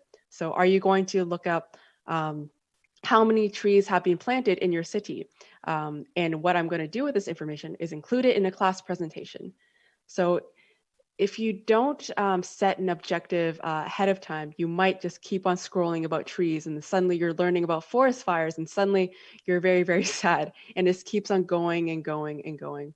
So we always have to be mindful of the things that we do things. And if you haven't encountered the word mindful yet, being mindful is when you're aware of the reasons that you're doing things. So why are you scrolling? Why are you reading? Why are you playing this game, for example? And what I like to introduce is something called doom scrolling. So I didn't learn about this term until this summer, and it was mostly a slang term, again, on social media. So a very, very handy Wikipedia description is that it's the act of consuming endless procession of negative news online to the detriment of the scroller's mental wellness. So this means that you're always looking at negative news and it's hurting you. And this is a cycle that is not necessarily motivating for you to participate in climate action. It is just something that you get into the habit of doing. Maybe you're trying to look for a solution, but it's all just sad and fearful news. So I think that if you ask yourself what you're looking for and what you're going to do with it, you can get rid of this habit and it can benefit your mental health. So the second point is to work with others and recognize your friends and family, even if they don't support causes as much as I do, are not the enemy. Let's say that you have a friend who does not recycle or does recycling poorly or improperly. They don't rinse their bottles, or maybe they don't like peel off their labels properly before sorting.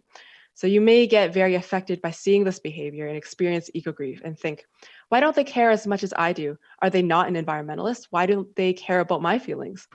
So there is a pressure, like a pressure socially to speak out or call them out if you are an activist. But there's also a need to balance your relationships personally. Don't forget, they are your friend. And most people do care about the earth. They don't want to make their friends uncomfortable. They just don't know how to or need time to adjust. So in this situation, instead of suddenly saying like you're recycling wrong or like you call yourself an environmentalist, how can you do this? First, ask about their perspective. So why do you recycle this way? And you might learn something from their perspective. Maybe they don't believe that recycling is effective. Maybe they don't know how to. Maybe they never learned how to because recycling is a very complex process. So they have valid perspectives that you can learn from as well. Then you can tell them your perspective, like how do you feel from seeing them not recycled properly? Does it make you feel sad? Does it make you feel fearful? And then they may learn from you as well and find ways to not make you uncomfortable since they're your friend. But everyone needs time to adjust and change if they want to as well. And I think the if they want to part is a very important thing. So your job as a friend or as an activist is to introduce to them an idea. You're not there to supervise them for their change. So once you introduce them your ideas and your perspective, if this is something that they buy into and something that they want to change, they will change on their own over time. So at that point, your job is done. Your responsibility, if you see it as your responsibility, is done. And if at the end of the day you feel very angry about their behavior and and you really want to see a change, think of a bigger picture. So instead of arguing with your friend, join initiatives to improve recycling literacy in your community. Maybe choose it as a presentation topic next time you have a class presentation. Think about your energy and how it can have the largest impact without risking friendships, because at the end of the day, you are human. And I think eco-grief is still a very hard topic to talk about. And not everyone knows how to find the words to talk about it, including your friends, for example. But I think taking the first steps to talk about it can really set an example for your friends and your family, or maybe even your community as well. I think it's a very important first step. Okay. So as a recap, I forgot to ding this line, but yeah, balance your perspectives and it's up for them to change. Okay. Also, let's work with yourself. So when giving others time, you also need to give yourself some time. So if we look at media, it can be social media, professional sites like LinkedIn, or highlights from the news. People are often curating the best sides of themselves to show off. This includes being a perfect activist. So you may feel stressed that you're not being a better activist and guilty that you're not doing enough. For example, you might be comparing yourself to Greta Thunberg, or an influencer who has zero waste, grows their own food to eat, and lives in the most sustainable housing or electricity environment that they can. So at this point, we need to be aware of our own resources. So money, time, energy, and understand that others have different resources than us. So being waste can actually be very expensive to start off and takes a lot of time, for example. And it's okay if we don't have that time. We're students. So do the best that you can given your resources by your definition, but we also need to balance our needs as an individual as well. So we need to rest, we need to eat, and we also need to have fun. It's okay to have fun. There are many areas of life besides environmental activism, and it's okay when another area in your life needs your priority and your attention. At the end, it's time to rest and recharge and be human so we can work more efficiently for causes and for ourselves. Also, change happens in a community, so you're not the only one fighting. So for example, Greta has the friends. Your efforts are still as valid when you're taking a break. And the things that you've done in the past, it's not suddenly stop counting if you decide to take a break. And also, if you're taking a break, there's still others fighting when you're resting. So for example, this workshop. So again, it's very nice for have everyone to join me on a Saturday to talk about eco-grief. And I think it's a really nice thing to see that there are peers out there who are also working towards the cause. Yep. So again, balance your personal needs and you're not fighting alone. So the takeaway for this section is that we need to search climate change information mindfully. So just because the content is available and we have a pressure to be informed, it does not mean that we can just absorb as much as we can. We need to think about what we're doing afterwards. And also, it's very important to communicate with others about your feelings about environmentalism for their good, for your good, and also for the good of the cause. Okay, so this is gonna be our last section. So we're gonna be talking about hope. So hope is not optimism, as I described, and there's different types of hope. So don't memorize this. This is just like a preface. If you're interested, I'm sure you can look it up online to learn more about it. So there's something called Pollyanna hope, which is like everything's going to be fine. We don't have to do anything. So this is not very constructive when we're talking about environmentalism and eco-grief. Then there's heroic hope. So it's going to be fine if we work hard. Everything's going to be perfect if we just put in the effort. So that's not really the case right now. So the ideal that we had like 20 years ago might not be relevant anymore. So even if we work hard, we can only do so much. Then there's stoic hope. So if things might be bad, it might not be fine, but whatever happens, regardless of what we do, we can deal with it. So this is a kind of like a more sadder perspective to saying that things are going to, things just be that way, and we're going to be able to survive. So it's kind of very bleak. The type of hope that I do want to touch on is something called grounded hope. So one, we're still skeptical that things are not going to be perfect, but we're also skeptical that things are not going to be doomed, and we can still strive for the best outcome available at this time. Yeah, so that's the one I'm going to be focusing on, and I hope that you take away from it. So one thing is knowledge is power when it comes to grounded hope. So it's up to us to go seek out what positive things are happening in the world and learn about what is the best outcome for the environment that we can see in the future. So like in the next 20 years, for example, and what can we do today? What steps are available today to make it happen? So here is where I planned the activity. But I think, it's 11:37. I think not a lot of people has signed up on the classroom section. So this is something that maybe you can do at home and just talk to your family about. So the purpose of this challenge is to exercise how to search with a purpose. So how we looked up information before. So what are you trying to find and what are you going to do with it? So the objectives is to find something positive that is going to impact the climate future. So it could be a new invention. So maybe a new way of harnessing energy that's renewable, a policy. So maybe a new way to better use the money that we collect from taxes for environmental causes, a community effort. So maybe something that you can take a part of in your community. And I hope the next session is going to talk a lot more about youth action and how you can get involved, or just something someone you know is doing. So maybe you have someone who reuses takeout containers as lunch containers for school or something like that. So just give this some thought. Shouldn't take more than 5 minutes when you have time. Okay.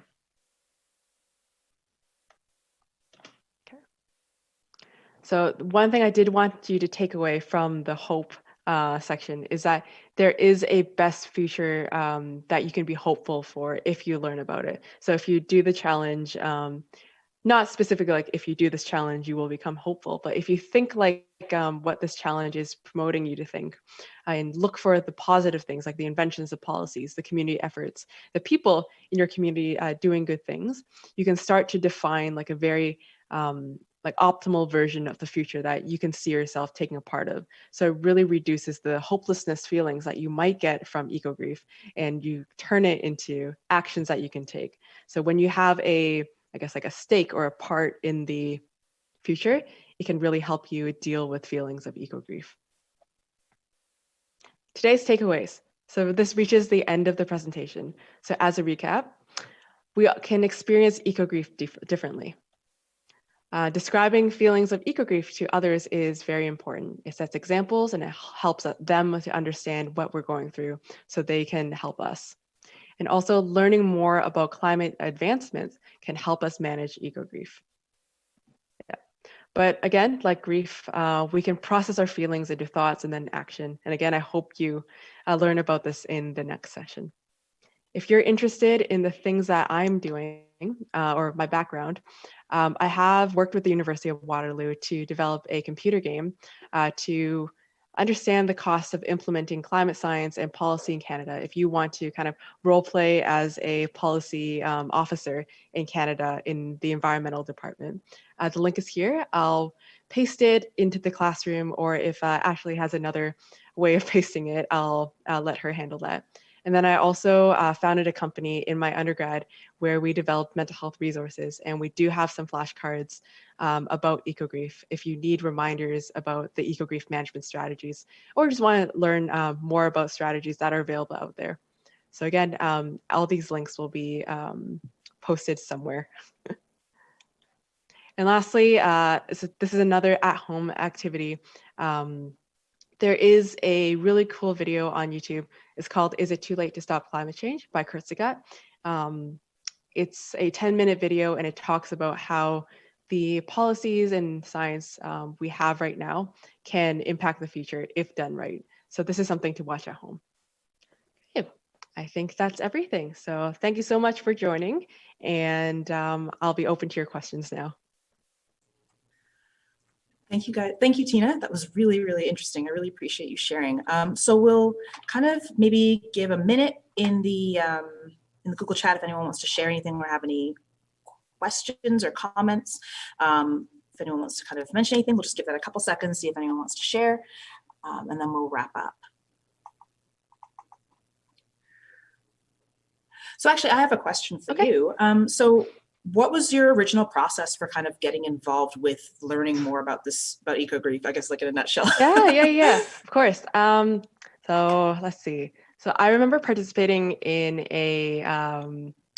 it's kind of like a competition slash community event. It's called the Social Innovation Challenge, and it was hosted in Kitchener by some faith leaders in Toronto. And then they noticed that some youth in their community were very concerned about environmental change, and they wanted to do something about it. So they reached out to the community to see if like any young people or just community members like myself had any thoughts about ways that we can address like social issues. So I picked the topic of climate change because that's something that they highlighted as they were concerned about.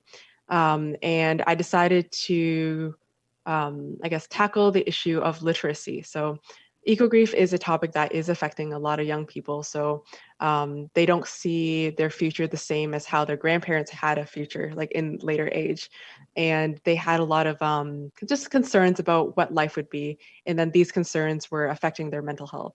So I decided to, one, interview a lot of young people, interview a lot of psychiatrists, and interview a lot of community leaders like the faith leaders about their perspective on, I guess, eco-grief and what you can do about it. So I took this information and just kind of like made it more understandable and make it more concise into the format of the flashcards. And that was like my first project with it.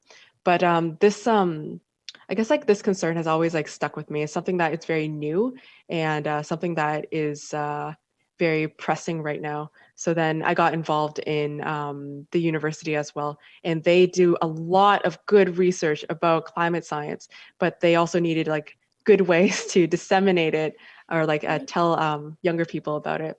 So my background's in computer, I guess like computer designing computers. And I really wanted to like find a good way to talk about climate science with kids. So those are how those are the two projects I got involved in. Mm-hmm. Yeah, that's really neat. Thank you. Mm-hmm. I guess one more question, and this is, I guess, a bigger question, and it may just be more of an opinion thing. Sure. So you mentioned a little bit about this like fear and sadness cycle in media, where scary and sad things get clicks, and that drives everything.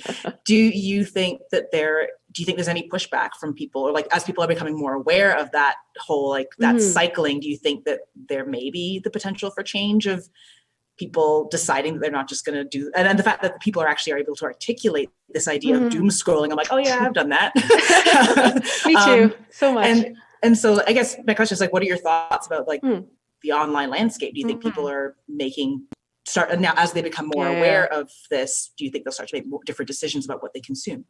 Yeah, it's a really good question. So I know that there is a lot of pushback about like targeted ads, for example, on Facebook. So if they like screen your, I guess like your profile, and they think like, oh, this is someone who is very likely to care about environmental causes. Let's throw them a lot of negativity, so they will buy whatever that the ads are selling them, if the story is about harming the earth. So there is pushback in that space. But to answer your question about media in general, there's actually a lot of journalists who see this as a problem. So they push for something called solutions journalism. So this means like it's usually like a group of journalists who come together and they operate like a portal or like a publication that talks about the good things that are happening in the world, not like feel good things, but saying like, this is a problem, but here is a great solution, and we're going to focus on the solution. I think there is a good one called The Independent. I'm going to have to fact check this, but there are like groups that are talking about social issues and the good things that have come out of it. But usually, and rightfully so in my opinion, it is behind a paywall, so you need to pay for it. So instead of them charging ads or like whatever, they ask for some donation so to access this media. And there are like fans of this type of media, so yeah, no, that makes sense. So we do actually have a question in the chat, so I'm just going to read it.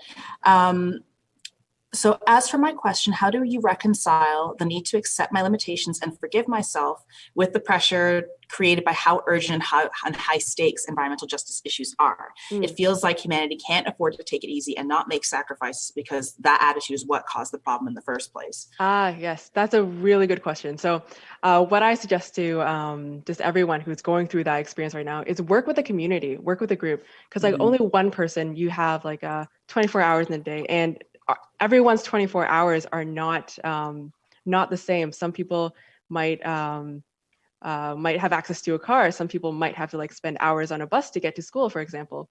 So you only have like so much money and so much like free time to dedicate to this cause. But if you pool it with a community, you can do a way larger operation. So what I would say is that, one, don't think that you are limited by your own resources, like your impact is not limited by your own resources. And also find other people to pool your resources with. So like if you are working urgently towards this one impact, there's a lot more that multiple people together, working together, can do to affect this impact. So in terms of feelings and reconciling, I think this is a very personal thing. So I cannot answer that question, but that's articulating towards other people and seeing what other people have done personally in their lives to reconcile that can help you. Yeah, no, that totally makes sense. And then the idea of pooling resources, we can do more together than alone on this kind of mentality. Okay. So I think that's it for the questions that we've got. Thank you so much for answering those. And thank you again for sharing. It was really interesting. And it was a really nice opportunity to get the language around all the feelings people may be experiencing, and the way that you broke down the different types of eco-grief. I'm like, that kind of just being able to have that understanding of the ways that you can experience it. Because when you showed that polar bear picture, I'm like, yeah, I remember that. Yeah. And even as you showed it, I could feel I felt things because of it, right? So having the language around the different ways that we're emotionally responding to these environmental issues, depending on, I guess, their proximity and how, is it acute or is it chronic or is it like, cumulative and all these things. So thank you so much for giving us the language to kind of think about it and be able to hopefully express ourselves a bit more as we're dealing with our own emotions. And thanks again for the bit on the media stuff. I think that's really helpful and important. And I think we'll probably bring it up again in the next panel. I think everyone's aware of the fact that the COVID situation has made we're so much more physically isolated, that we're so much more online. And so it's really important to stay on top of what we're consuming. So, Mhm. so thank you very much. And we'll wrap up for this session now. Thanks again, Tina. Thank you for and we're having going to me. move on. Yeah, thank you. All righty. So if you want to just stop your screen share and then we can move on. Will do. Thank you. Alrighty, guys. So we are going to move on to our next session at 12 o'clock. In the meantime, we're going to do a short video, 2 short videos.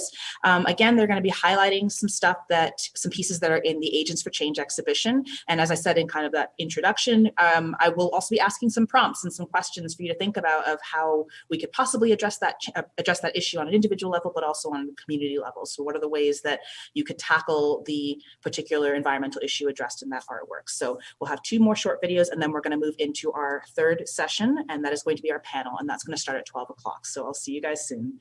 Thanks. This artwork is called Spontaneous Generation, created by Ontario artist Elaine Whitaker. In this piece, she wants to explore how disease spread is affected by climate change. But first, let's take a step back and talk about how those 2 things are even connected. One of the prominent problems happening because of climate change is warming temperatures. But parts of the world warm at different speeds and in different ways. At the North and South Pole, the coldest parts of the world, the land and sea are capped in sheets of ice and frozen glaciers. Unfortunately, these parts of the world are warming too, and the ice is melting. How does warming global temperatures affect diseases? Well, some diseases survive best in warm climates and are often found close to the equator and rely on disease-carrying animals that thrive in hot temperatures, like certain types of mosquitoes. Examples are West Nile virus, dengue fever, and malaria. As temperatures rise in northern climates and temperate areas, these diseases will move north and will start to migrate into areas where they didn't show up before. Elaine gets us to think about this problem of moving diseases with her photos. In each of the people's mouths is a painting of what some of those diseases look like under a microscope. Those are the diseases I mentioned: West Nile virus, dengue fever, and malaria. They're becoming way more common in temperate northern climates where they never existed before. That's one problem. But why did I need to mention the melting ice caps? That does cause a lot of trouble around the world when it relates to ocean salinity and rising sea levels. But there's another unexpected problem associated with melting ice. Scientists have noticed that as the ice melts, ancient microbes and diseases trapped in that ice are escaping and re-emerging into the environment. Elaine gets us to think about that problem of melting ice with the jars. The jars are labeled with the names of melting glaciers. Inside each jar is a sheet of salt crystals that she's made. She uses the salt crystals to represent what might remain if the glaciers melt completely in the future. She combined the images of the diseases and the jars that represent the melting glaciers to get us to think about the connection between warming climate, melting ice, and disease spread. How can we deal with this? A big way is to take action on climate change and to try our best to stop the changes that are happening. That's a given, but a lot of change has already happened and we can't stop that. So we need to think about ways to adapt and survive. The idea of climate adaptation is where people in communities accept the changes that are happening and use their creativity, their innovation, and their cooperation to come up with solutions to survive in that new environment and to stop further changes from taking place.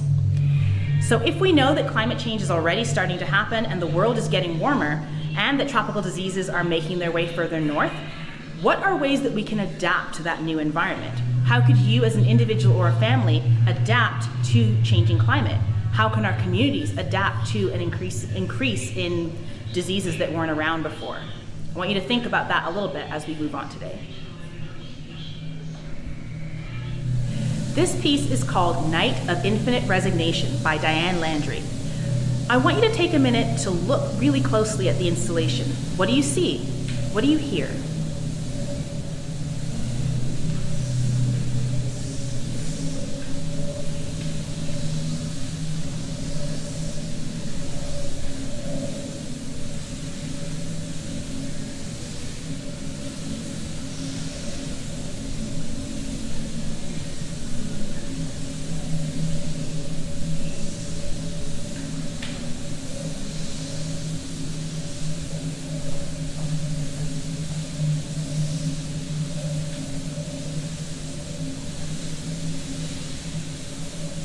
What did you notice the sculptures were made of? What kind of bottles were they?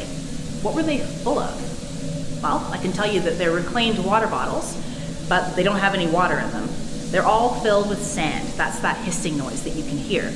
And sand is almost like the opposite of water, isn't it? It's dry. The artist, Diane, wants us to think about the precious resource of fresh, clean water. The installation contains 237 recycled water bottles. If they were filled up, they would have enough water to fill a bathtub. They're on 12 wheels that spin on 12 windmill sculptures. Diane wants us to think about cycles. Cycles of the year, cycles of time, the water cycle. If you remember from school, water heats up, it evaporates, cools and condenses into clouds, and then precipitates as rainfall or snowfall. Fresh water is a precious resource. We need it for our daily lives, to drink, to cook, and to clean. But not everyone has access to clean water, and that is a huge problem. When we're not careful with our water, we can waste it, and that can affect our natural environment too. What are some things that you can do to conserve water in your life and in your family's life? How might your community conserve water in your area better? How could your community share water with other communities that don't have access to what you have? Those are my questions for you. Think about the water in your daily life and think about how wonderful and important it is. Ecosystems of Excess by Pinar Yoldas is a multimedia project looking at ocean plastics. It begins in the Great Pacific Garbage Patch. This floating soup of plastic waste covers millions of miles of oceans. Plastic gets into a lot of things, and it's in a lot of things that we throw away. Lots of it gets into our oceans. It bobs and floats on the waves looking like tasty treats for things under the water, or it floats and sparkles on the surface looking like food for seabirds. Or it coils and swirls, tangling sea creatures in ropes and laces, bags, or nets. Recently, scientists have discovered bacteria that can burrow into that open ocean plastic. Pinar used her imagination to envision a future where living things have used the ability to sense and digest plastic. What might the world look like? She wanted us to imagine if life started in the plastic debris of our oceans. What kind of life forms would emerge? Would we have turtles that lay plastic eggs? Would seabirds be the color of the things that they ate? The reality is not as bright and it's not as colorful. It's a bit sad. Today's animals cannot digest plastic and they can't cut through it. If they eat it or get trapped in it, they'll get sick and die. How can we help? Well, first it's important to be mindful of the plastic in our lives. There is a lot of it, and sometimes we don't even think about when we use it or when we throw it away. What do we do with the plastics when we're done? Do we recycle it or do we put it in the garbage? Do we really even need single-use plastics for some things? I want you to reflect on the plastics in your lives. I want you to think about how you might be able to reduce the amount of plastics you use. And how could you inspire your community to do things to reduce the amount of plastics that they use and that inevitably get into the oceans?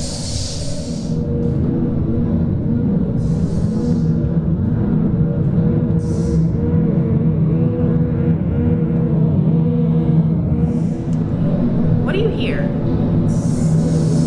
Do you hear a buzzing noise? A rumble? A drone? Drone is the name of this piece by artist Donna Legault. Now, when I say the word drone, you probably think of a flying robot, and that's one way that you can use the word. But in biology, the word drone also refers to a male bee. Male bees are shaped a little differently to females. Their wings are a little different, and sometimes they can make slightly different noises. They may not make a high-pitched buzz, they actually make a bit of a deeper droning noise, and that's where they got their name. Do you see the bee? Bees are super important to our ecosystem. They are pollinators. That means that they fly from flower to flower looking for their own food, and they take bits of pollen with them from place to place and help plants reproduce. Now, while these bees are foraging for food, they may also be food for other things. When you think of bees, you may think of honeybees, and those are one type of bee, and they're pretty important. They provide us with honey, and they can also pollinate important crops for us. But did you know there are hundreds and hundreds of types of wild bees? There are lots of bees like fuzzy bumblebees or teeny tiny solitary bees that don't live together or have a hive. Donna was inspired to create this piece of artwork because of the sad fact that many bees are experiencing population declines. That decline in numbers comes from a lot of factors. One of them might be habitat destruction. When there's nowhere for the bees to live, they can't find food, and they can't find places for their babies to grow up. Or maybe they're suffering from pesticides. Pesticides can make bees really sick or die. Climate change is also another big problem for bees. It changes the environment in a way that they can't cope with, and it makes it really hard for them to survive.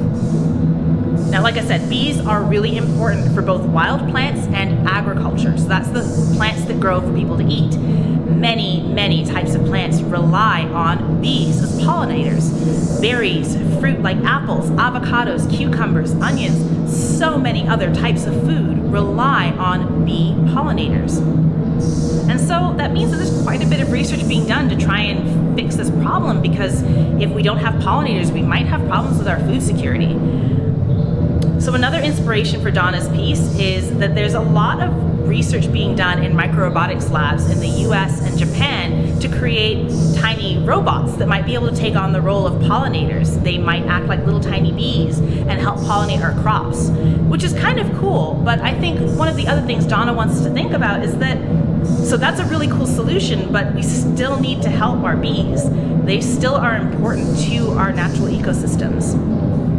So my question to you is this: what might you be able to do to help bees? What actions could you take? What actions could your community take to help support bees? If you spend a bit of time looking online with your family, you could actually find that there are a lot of local groups doing work to help protect bees, both honeybees and wild bees, and that might be an excellent place to start.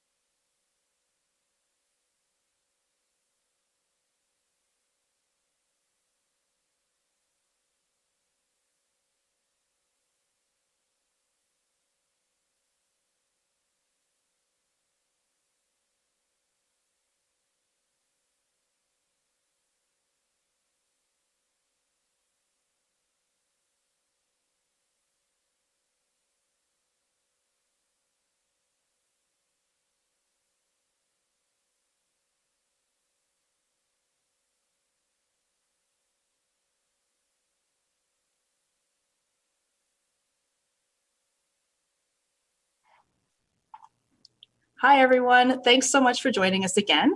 We are now in for our third session for the day. I guess it's the afternoon now, so the third session for the day. And this is going to be our panel. And so some of the things that we've talked about before, particularly with Tina's presentation, talked about the idea of working with the community and finding ways to get involved that doesn't rely on just your sole individual action. So I thought it'd be a great opportunity to talk with different community leaders about the work that they're doing around Waterloo region, so we can learn more about all the good work that's happening. So it's not just all the not great stuff. So I'm going to do a quick round of introductions and then we'll dive right into the session. So each presenter is going to talk for about 5 minutes or so and talk about the work that they're doing as it relates to youth and ways that you can get involved. All right, so our first presenter is going to be Sue Arndt. She works with Climate Action Waterloo Region, which is a collaboration between local organizations and community members focused on climate change mitigation. So Sue, if you want to wave. Alrighty, and then we'll have Sydney Hennessy, who works with Reap Green Solutions, and their mission is to empower the community with the practical tools, knowledge, and capacity for action to make sustainable living the norm. Do you want to wave, Sydney? And then we have Kai Raymer Watts, who is an artist, activist, and researcher who's part of the 50 by 30 Waterloo Region campaign. And that's a grassroots movement advocating for Waterloo Region to commit to a 50% reduction in greenhouse gas emissions by 2030. We've also got Tara Chartrand, who is the artistic director for Pins and Needles Fabric Company, which provides arts healing programs for Indigenous youth. We have Elena Weber Kraljewska, who's the Energy and Sustainability Officer for the Waterloo Catholic District School Board. And then Caleb Ginrich Rieger is the energy conservation guy at the Waterloo Region District School Board. And Caleb helps to reduce the electricity, natural gas, and water usage in all 120 schools by working with teachers, students, and staff to find ways to save.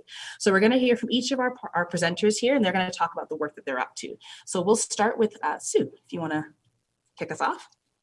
Great, thank you so much. I'm really happy to be here, and I hope so far the program's been really helpful to everybody listening in. So yeah, I'm with Climate Action Waterloo Region. I'm the plan manager there, and the organization is led by both Reap Green Solutions and Sustainable Waterloo Region, two larger nonprofits in the area.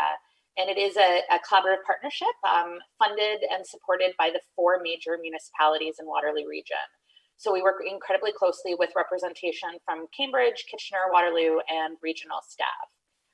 At a high level, we coordinate activities in the climate action plan for Waterloo Region, measuring and monitoring progress on our emissions and reductions in greenhouse gas emissions from varying sectors. We engage the community in climate action initiatives, and we work with our partners to set targets and action plans that will support healthier and greener futures for all of us. So it started way back in 2013, and back then the first community climate action target was set to reduce our local greenhouse gas emissions, which are, as we all know, contribute to climate change. And in that plan, we gave people a set of actions around transportation, around what they could do at work or at home or at school, so that they could contribute to making a change in the way they travel around the community, how they can conserve energy, and many different things like that. So that plan was to reach our initial target by this year. So it was set between 2013 and 2020. And next year, we'll get to go through the process of measuring our local emissions to see if we've been successful in reaching our target. At that time, it was a 6% target, which now seems, kind of small in the grand scheme of what we need to do. So right now, we're working really hard with all our partners, the municipalities I mentioned, as well as the townships. So Waterloo Region has a number of rural areas around us that are part of the region, and we've included those in our planning for the future as well. So we're working with all 8 area municipalities to think about how we can reach our target as set out by the local area municipalities of 80% by 2050. So that's 30 years away. And if we all think about how old we'll be in 30 years, we're setting out a pathway for how to get to there and have a greener, more prosperous future with less carbon emitted through all the different aspects of where it comes from. So right now we're working to create what that action plan looks like, and early in the new year, probably by February, we'll have a draft that people can take a look at and really kind of get engaged in through a online platform through the region on Engage WR.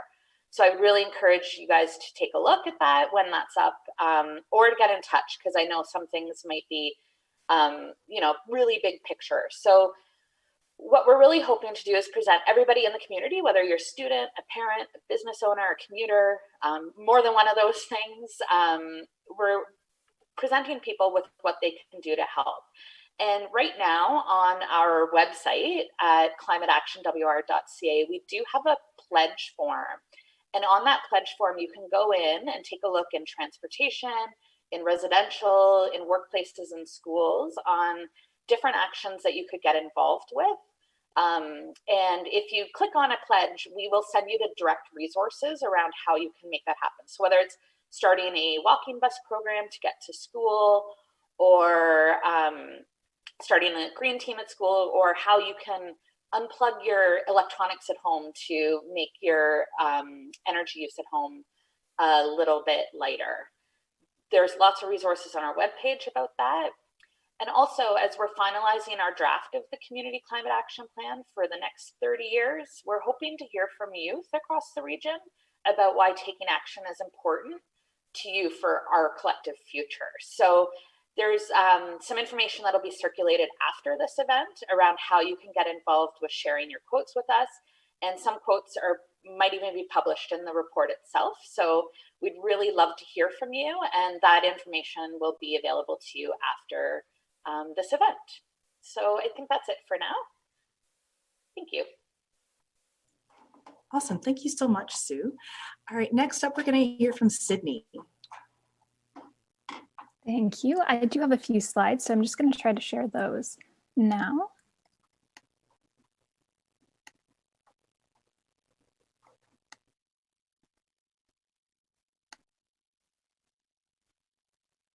There we go. Hopefully you can see that.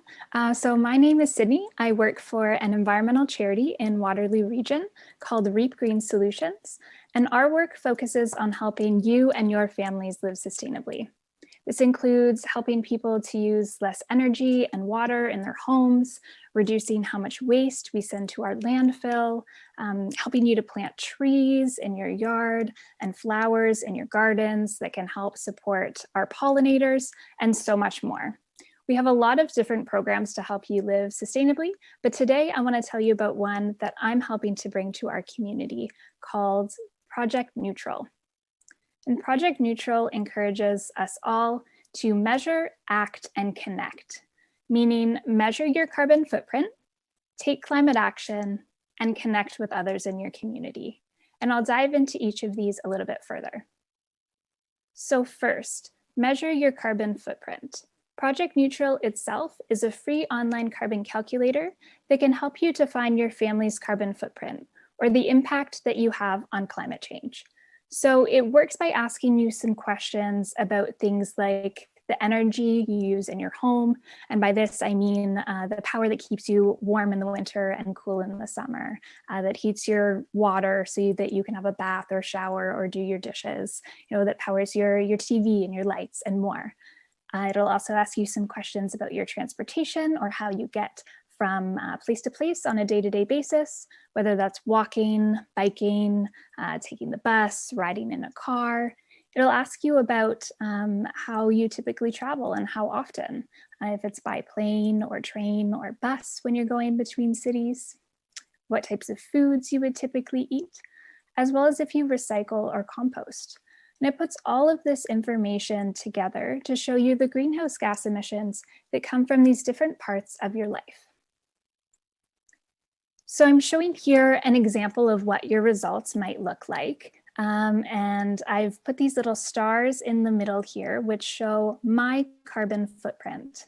I can also compare my own carbon footprint to an average household in this kind of orangey yellow color to the left, as well as the carbon score of the top 30% of Project Neutral users, or those who have the lowest carbon footprints.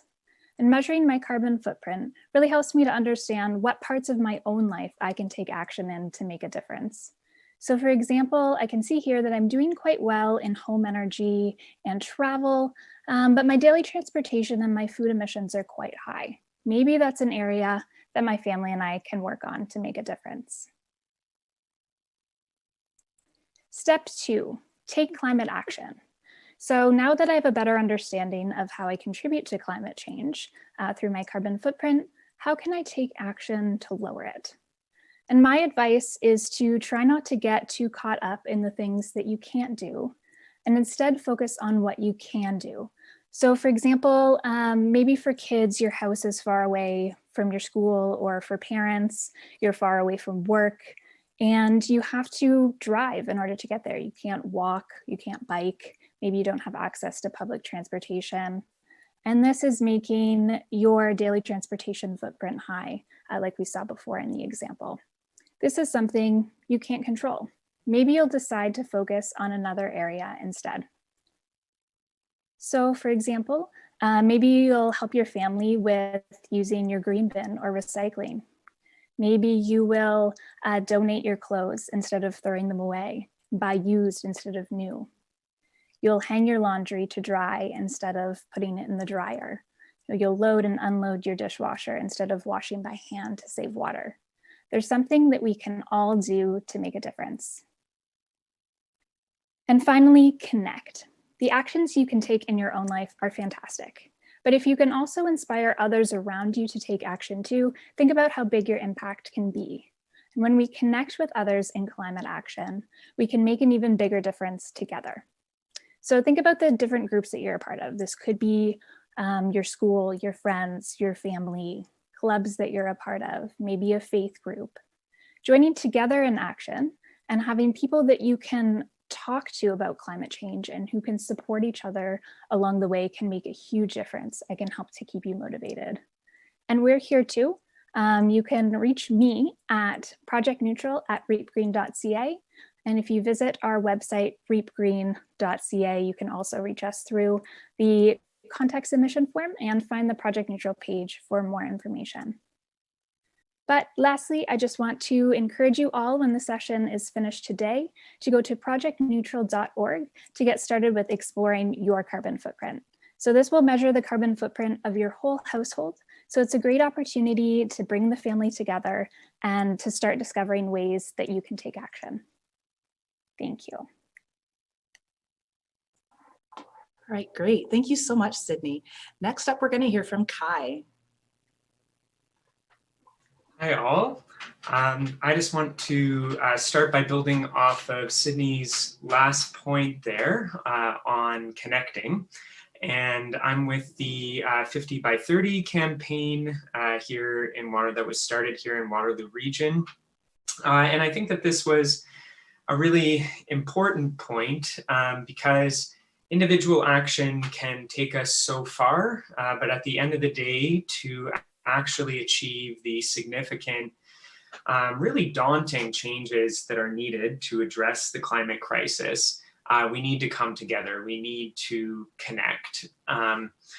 And so I wanted to bring in a quote by, this is a bit of a paraphrase, but by Joanna Macy, who talks about active hope, that active hope is not wishful thinking.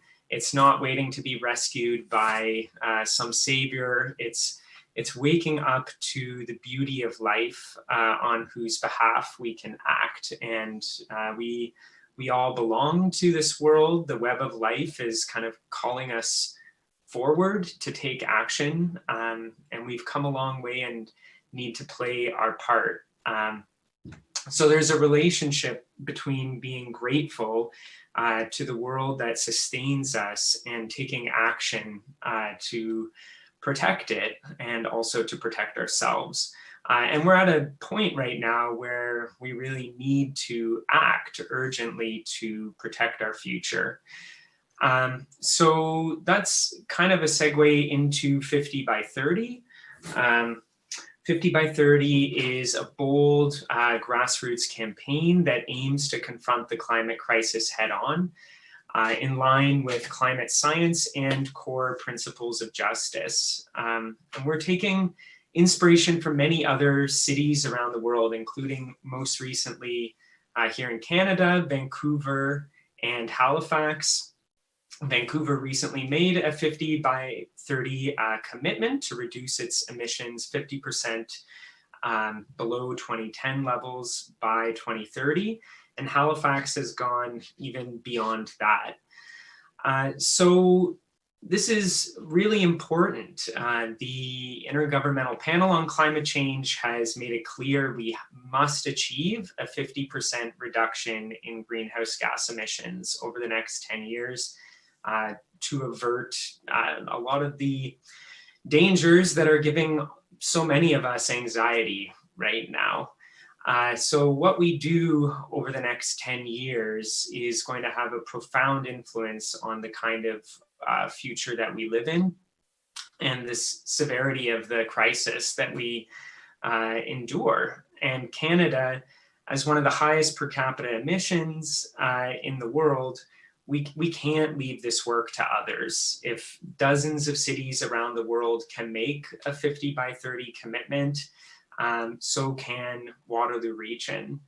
And I think one of the things that we draw inspiration from is our region's can-do spirit, that we have esteemed centers of higher education, a thriving tech sector, a barn-raising spirit here, a balance of urban and rural sensibilities, thousands of years of Indigenous land and water stewardship that continues to this day.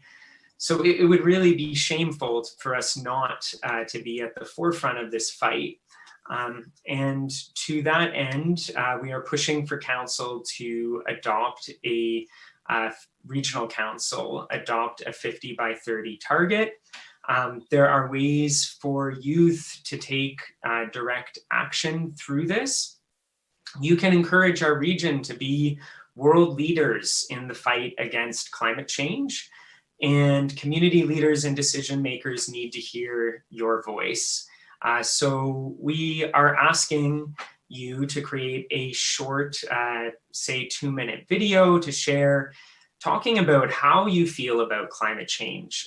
How you could include how old you are now, how old you will be in 2030 and in 2050, why you want action, what you like about our region, what inspires you about living here, and why Waterloo Region should be leaders in this fight. And so we've kind of created a video call out. You can check it out on our website at 5050by30wr.ca. And really we need your help to protect the future that we all share. So thank you. Please do reach out and get in touch. Thank you. All right, awesome. Thank you so much, Kai. All right, next up, we've got Tare, who's going to share the work that she's been doing. Ani Bojo, Kagagi Miigwech Indigenous Ajijak Do Dem. You'll have to forgive me. I'm just learning language, so I'm a bit stilted, but I've been told to always practice. So I just introduced myself in Anishinaabe. And my name is Tare Chartrand, and in Anishinaabe, I'm Kagagi Miigwech, which is raven feather, and my my clan is Crane Clan. I'm from Kitchissipparini, which is just north of Ottawa, but I live here in Waterloo Region. So nice to hear from everyone so far today. That was some excellent advice and ways people can tackle things. And Kai, you always speak so beautifully. It's such a nice thing to hear your gratitude. So I work in a program for Indigenous youth, and I started this program, and it's called Endayang. And Endayang means our home. So the full name of the program is called Endayang Our Home. I started this when I noticed that years ago there was no recognition of Indigenous people in Waterloo Region. It's improved a bit over time, but it's mostly with work. So if you think about Indigenous people, they're as Indigenous as any plant species or animal species, or even the water that runs through the space. So if we're eliminating Indigenous people from history, we're eliminating an entire group of living things from a space. And that's just as bad as any other environmental devastation. And I suppose one of the big things as Indigenous people, we carry the memory and the earth and all of those things in our bodies as we live in these spaces. So we consider the earth our mother, and we show the kind of gratitude to the earth like we do our mother. And I think Kai really touched on that. So my programming is really more geared at Indigenous youth and healing and reclamation in that space. But at the same time, a lot of the lessons that we do in that arts-based programming is land-based. And one of the things I've always maintained is one of the top things you can do, especially in the time of crisis, is to connect with the land. So there are a lot of individual ways of minimizing impact, but Kai kind of brought that up, and it's been, everybody kind of knows there's things like the tar sands and these massive, massive, difficult things that on an individual level, we can't address effectively. And those are the things that really have massive impact, way more than, not recycling or whatever, which I'm not telling you not to do. Please recycle. Please listen to these other people who all have this awesome advice, but also how can we do these things to our earth if she's our mother? So one of the things that I've always told youth, and this isn't just something you can do individually, like other speakers have talked about unplugging for the sake of reducing your carbon footprint, but unplugging for the sake of getting out and falling in love with where you live. You can't want to protect something if you don't know it. So how do you fall in love with the earth if you're scared of being out there? And here's a funny thing, like, how do I fall in love with, there's all these creepy crawlies and there's spiders and there's snakes. Well, talk to someone who really loves snakes and see what they love about it. And then go and investigate those animals and see how you connect with them. To Indigenous people in a lot of different cultures, the snake is the bringer of a message. What is that snake trying to tell you by being there when you encounter it? The other thing about going outside is mosquitoes. Yeah, that's a problem. I don't know anyone who loves mosquitoes, but when you think about even the smallest little creature like a mosquito and how it fits into an intricate system of living. So years ago, you couldn't drive through the countryside without your windshield being just plastered in bugs. Now I can drive in like the busiest insect time of the year, like spring, and have very few insects there. And some people think, yay, fewer bugs. What are birds eating? What's pollinating the flowers? What's creating all of this underlying structure? And those insects have a life of their own. And so falling in love with them, even if you could only fall in love with them, is a piece of that stuff that gives you life. You'll reduce your anxiety just by interacting in those spaces. Bring your siblings, bring your friends, teach your parents, because they probably need to learn again as well. We all do, and as youth, you are the leaders, not just of tomorrow, but of now. The things that you choose now set the pace for generations to come. And that's a big responsibility. But at the same time, you can do it just by going out and having fun. So I guess the thing is, all this environment stuff started to be talked about a lot when I was young. So I'm in my 40s, and acid rain was the big thing when I was young. And we all got together and we did a lot of campaigning and lobbying, and acid rain is really not a thing anymore. So it can be done. You can create change, and you could do it in your lifetime. And maybe we can't fix everything, but by falling in love with the world again, and working hard in your families and teaching your siblings and other people around you and working hard to create that change, that is what's going to help, and it'll help everything. And then, if you get really anxious, just go outside. always helps. That's all. Thank you very much. Miigwech. Great. Thank you very much, Tare. Awesome. All right, next up we have Elena, who's going to be sharing stuff that she does with the Waterloo Catholic District School Board. Thank you very much for having me today. That was very beautiful, Tara. Thank you so much for sharing, and for all the other speakers. I'm going to introduce some of the work that Waterloo Catholic District School Board has done, and basically we have collaborated as an institution with all the other speakers over the years, and we continue to do that as well. So Waterloo Catholic District School Board is a corporate body overseeing Waterloo Region Catholic schools, and we have about 43 elementary schools, 5 secondary schools, 4 adult and continuing education campuses, and about 40,000 students within our system, and about 3,500 full-time and part-time employees. So some of the things that we have focused on has been implementing formal energy conservation and sustainability programs in our schools.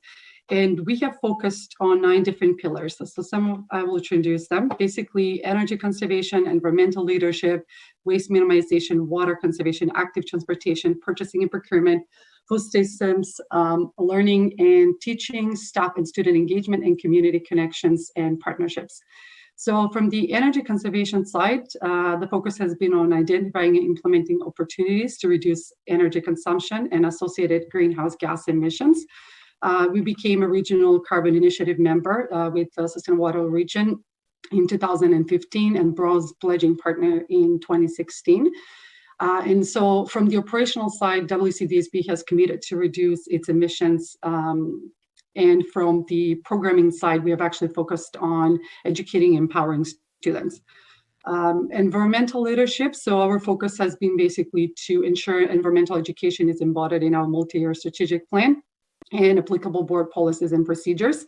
Our goal as part of the multi-year strategic plan was to ensure that all our schools are certified as eco schools. And in 2019 and in 2020, we had all our schools certified, placing Waterloo Catholic District School Board in the top 6 boards across province and in Canada to have 100% certification. Why is this important? Well, the goal is to teach students about actions that they can take at school and then at home and within their community. Learning and teaching. So the focus is basically to expand students' knowledge, skills, and hands-on learning opportunities to assist them in becoming environmentally responsible citizens. In terms of waste minimization, the focus was on reducing waste at schools and teaching them how to properly sort their waste, like recycling, and to focus a lot on organics. Early this year, we had over 80% of our schools participating in composting, and obviously with COVID, that number has dropped. Water conservation is another important aspect of our plan. Basically, the goal is to reduce water consumption, and we have installed water meters and hoping to install a bit more to detect leaks and reduce consumption. Active transportation is a really interesting one because this was basically a partnership within the public school, the Waterloo Region District School Board and Student Transportation Services and the Waterloo District Catholic School Board. And the goal was to develop and promote active transportation opportunities for students and staff when possible. I invite you to look at some of the work that the school boards have done in this area because from what I'm hearing, we have been leaders in this area, basically to reduce congestion during drop-offs and pickup times, and obviously promote active transportation modes to school. Supporting Foundation for a Healthy School program by promoting and integrating sustainable and healthy food systems at school has been one of our top priorities. We are seeing this year and in the past that food gardens have been one of the more things that are coming up and more interest to students. And we have also seen interest in greening grounds around school to promote, to improve mental health being for the students, but as well to protect from, to create shade as well. So a lot of the other work that we have done is to basically focus on community connections and partnerships. So as I said initially, we worked with a lot of these other partners like Climate Action Waterloo, Sustainable Waterloo Region, Reap Green Solutions, and the other school boards across province and other environmental institutions to create, partnerships so that we can collaborate together and learn from one another. Why is this work important? Well, there is no time left. We all know this. We have to act, and we've seen, that atmospheric CO2 levels have reached a record high again at 418 parts per million. And educating students, making them or teaching them how to, create right choices to take action for their future is very important. So some of the things that we as school boards have done is basically trying to, everything that we teach our students at our schools is to prepare students to be able to take action at home, take action within their community. We have seen a lot of students go on Fridays for Future to protest. We have seen students being loud on a lot of things, and giving them that voice and empowering them is very important.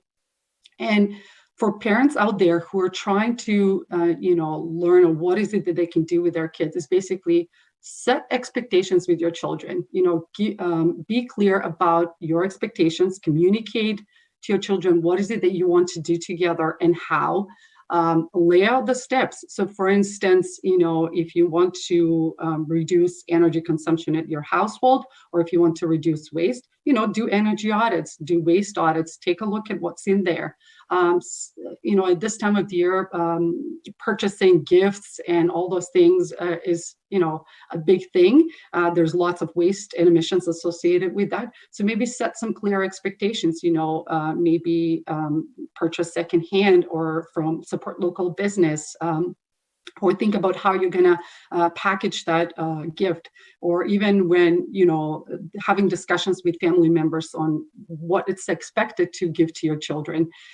And as the previous speaker mentioned, carve out some time to spend with your kids and prioritize appreciation for nature and connection with nature. Because if students and children, do not appreciate nature, do not learn how to connect, they're not going to appreciate it. They're not going to take care of it.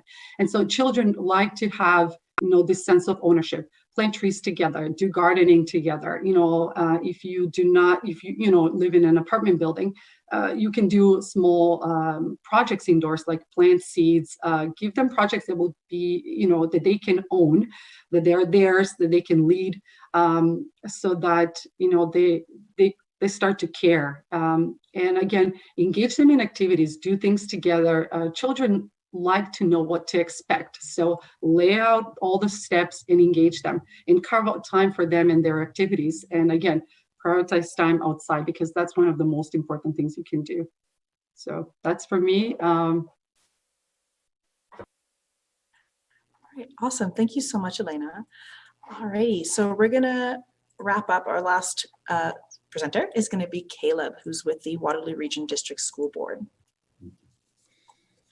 Thanks, everyone. It's wonderful to be a part of this group and to hear all of the wonderful ideas and energy around here. I want to especially echo the idea that we can't protect what we don't love. And so we start there always, and finding ways to connect with the natural world, to be in it, to know it, and to love it, and to share it with the people that we love.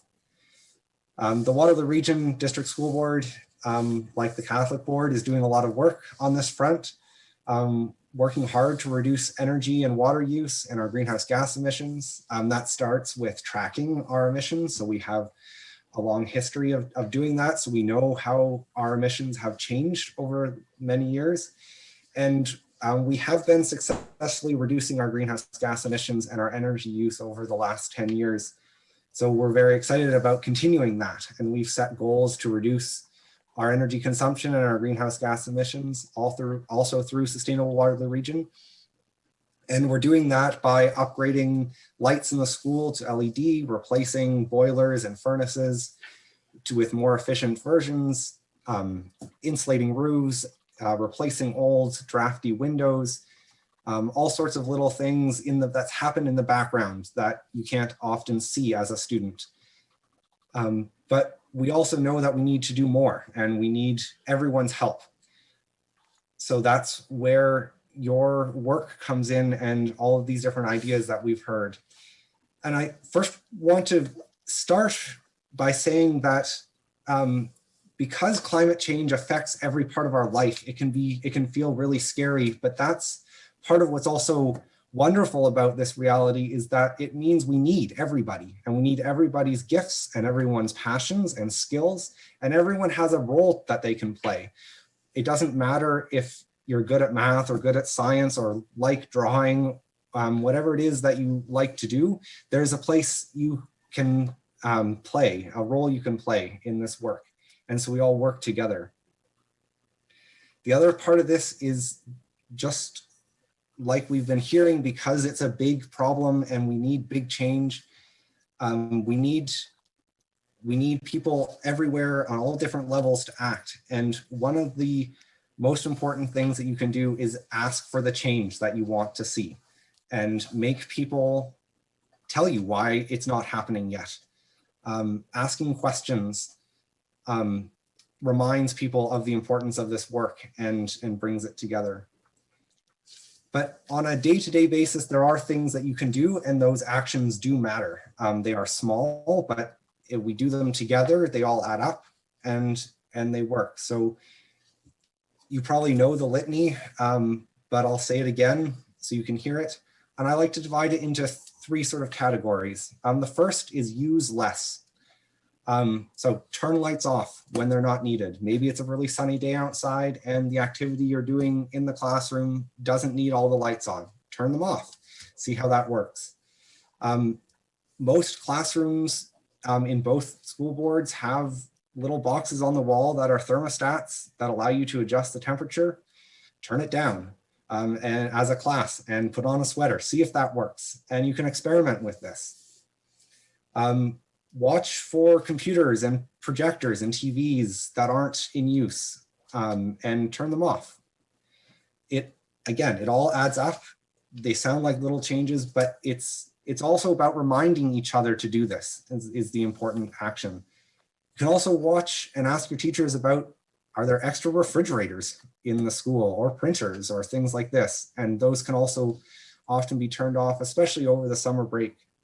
And then buying less is also really important, and shopping local and shopping in thrift, finding ways to fix things and make them last longer. All of that reduces emissions that happen all over the world.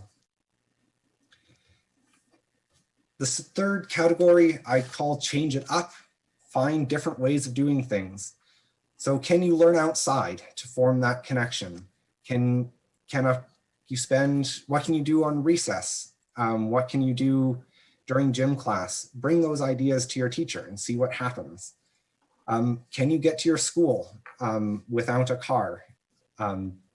Elena mentioned a lot of the programs that are happening around active transportation. There are probably some around your school. And so look for them and participate in them. Encourage your classmates to walk with you. Eating less meat is an important one. It can be an unpopular one, but it's one that we can all do. And it doesn't have to be complete and absolute. One day a week, one meal a week is an important shift. So find a recipe that you'd like to try and suggest it. You can plant a garden and learn how everything grows and where your food comes from, and maybe even grow some of it. And that creates a connection and also does reduce greenhouse gas emissions. And just notice things that aren't the way they should be. Sometimes people leave doors open in the winter or windows open or lights on, and gently remind people that things can be different. And then the last big category is get connected to your friends, to others in your school, to the organizations represented on the call, to our political leaders at all different levels. They all want to hear from you. It's worth talking to them. Change won't always happen as quickly as you want, but it does happen when you ask for it. And doing it together matters. So we do this work together, step by step. And just remember that we do the best we can. We choose the part of the problem that we can tackle, and that small steps matter. And together we can build the future and the reality that we need to see. Great. Thank you so much, Caleb. And thanks to everyone for sharing the work that you guys are up to. So for those of you who are tuning in live, I'm going to open up things up to if you have any questions or comments that you want to share. If you're in the Google Classroom, you can go ahead and share them now. And we'll give people a minute to kind of gather their thoughts. While that's happening, I have a question for you guys. And whoever wants to answer can answer. If you don't have an answer, that's fine too. There is a lot going on, and I'm so happy to hear about all the work that's going on at different levels, and all of it is going to be making change for the better. I guess my question is more of on an individual level. How do you prioritize what action you want to take? And I guess to the point so that you can avoid overwhelm, because there's a lot of things you can do, and there's a lot of things that need to be done. But how do you pick, your little step? How do you pick what you think is your first entry point into being able to snowball that bigger change? So I don't know if anyone wants to throw out an answer. And this is more of a personal question, how do you guys manage? Because I think for people who are in this space, you're probably a little more intimately aware of the problems, and it can take an emotional toll, right? So what strategies do you guys use to prioritize your steps, or what would you recommend for people? Anyone can answer.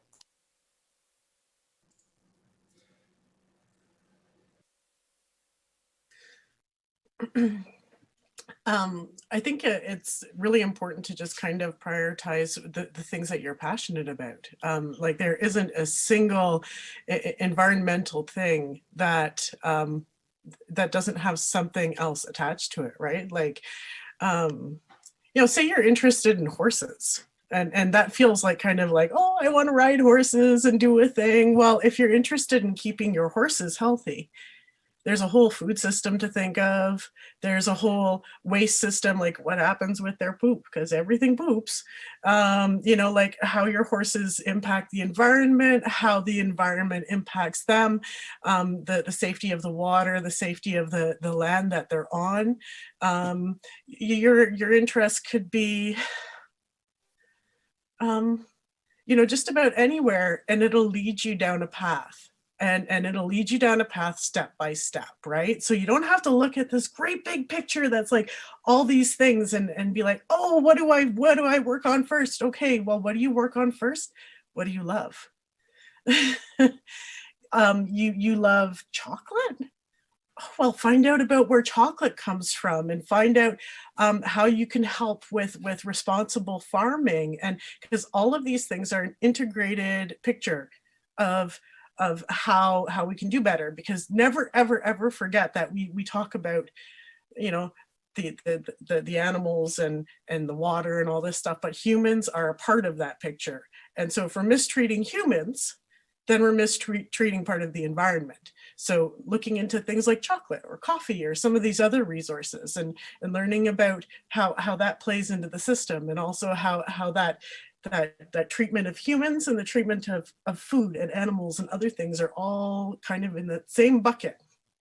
So for me, it's start with what you love.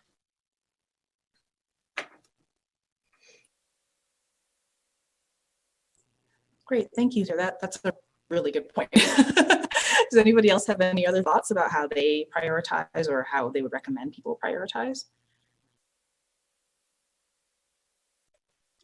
I really think it depends on where you are in your journey, and also thinking about, so I'll give you an example. For instance, prior to having a child, it was much easier for me to do certain things, like, be very focused on low waste lifestyle. I would take all my jars with me. I still do it, but not as often as I would want to. And there are commitments that you have in life. So sometimes you have to choose, between your mental health being and between, other things. Because as I think the second session I was here for parts of it, the speaker was addressing some of those things. It's very easy to get caught up in, doing everything in perfection. And for some of us who are even in this field, we are very much the face of the institution or the face of the organization, and people are expecting us to do things, right?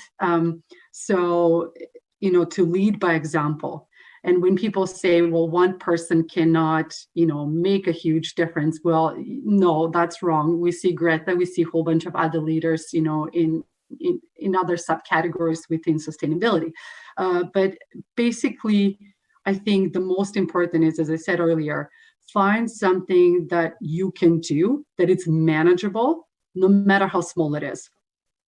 So whether that would be, every so often choosing certain items to purchase in bulk, especially things that you purchase more often, whether that would be supporting local, and then think about the packaging. Sometimes,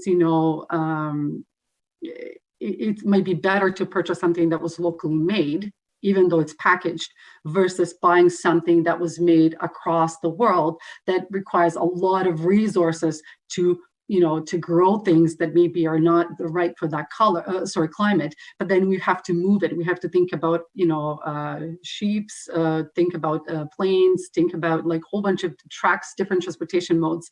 And then you have warehouse, you have to store these things. So there's lots of things going on in the background that most of us don't even think about. You just go on Amazon and, you click, oh, I want this, this, and that. It comes within a day or 2 days. No one sees what's going on in the background, all that noise, right? And a lot of the things, even when I work with students, what I do with them is I pull out a map and I say, this is a perfect opportunity to look, to learn something, from geography perspective as well, like where are the countries? So I invite you to look at, the tag of your outfit, like where did it come from? So let's look at your sneakers, your t-shirt, your pants. And most of them can't even pronounce where some of these countries are, or like, and where they are. So we'll look where they are and we think about everything that could potentially go into this one garment of clothing that they want. We talk about where resources are coming from so that they can make better choices, better decisions, because this is one of the things from, we need to educate the students. And if they don't know where stuff is made or how it's made or how it's transported and all the resources that go into it, a lot of times when I go to classrooms and I talk to students and ask, where your water comes from in the region, they think number one, water tower. They have no, water tower, it blows my mind. Second, ocean. And third, grocery store. Can you believe that? So then we pull out a map, we get a geography class out of it. Go look where the ocean is. We talk about the salt content in ocean water. We talk about the infrastructure, and then this is a perfect opportunity to think about, even where resources are coming from. So every municipality, every region is going to have resources that are tied to that specific area. And so this is a perfect opportunity for them to start thinking of what kind of actions they can take. It's not just why do they think it's grocery store? Why do we as educational institutions are focusing on growing food at schools? They get a sense of ownership. They get to see what it takes to grow food. And then when they think about food waste, at home, they're like, oh, it actually took so much energy to grow this thing. We had to water it so frequently. And then there are those little bits and pieces that get them thinking, so yeah, that was for me. Thank you very much, Elena. Caleb, I think you wanted to comment, and then Kai after, if that's okay, guys. Mostly, I completely agree with Tara. Do what you love. Start with where you have energy for. That's the place that is most important. The other idea is use Project Neutral and find out what has the greatest impact. Because sometimes two things you are most interested in and take roughly the same amount of effort, but one will have a lot more impact. And so it's worth knowing that as well as you choose. And it's also worth noting, I live a fairly sustainable life, but that didn't happen overnight, right? So step by step, we make these changes. So one thing at a time often. Great, thank you very much. Kai? Sure, yeah, a lot of great points being made here. And I just want to build off of a little bit of what Alina was saying in the sense of kind of the broader system that we are embedded in. And one thing that I often remind myself of is that it's very hard to be sustainable in a fundamentally unsustainable system. So when our lives, our daily lives, are embedded in systems that are by their nature fundamentally unsustainable, it makes it very hard for us to make more sustainable individual choices. And so one of the reasons that it is so important to invest our time and energy into making systems change at a more fundamental level is because it will then also enable people to make those sustainable choices much more easily. That, you know, right now, it often feels like we have to kind of go against the grain to try to live a more sustainable lifestyle, and often go against kind of the dominant mainstream culture that is encouraging overconsumption of all of these products.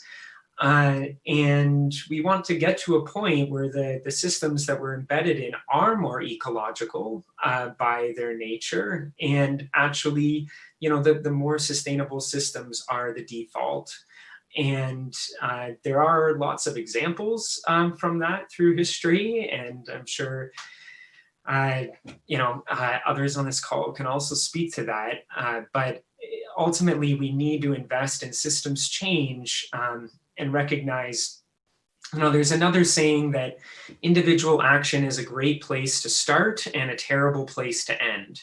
And I think often we are led to believe that somehow individual action will be sufficient when it's just not in the systems that we're in. So we do need to come together for collective action. And even though that's a little harder during the time of a pandemic, it's still very possible to have that influence on our political leaders that are kind of guiding the ship, guiding the systems that we're embedded in. Yeah. Thank you, Kai. Yeah.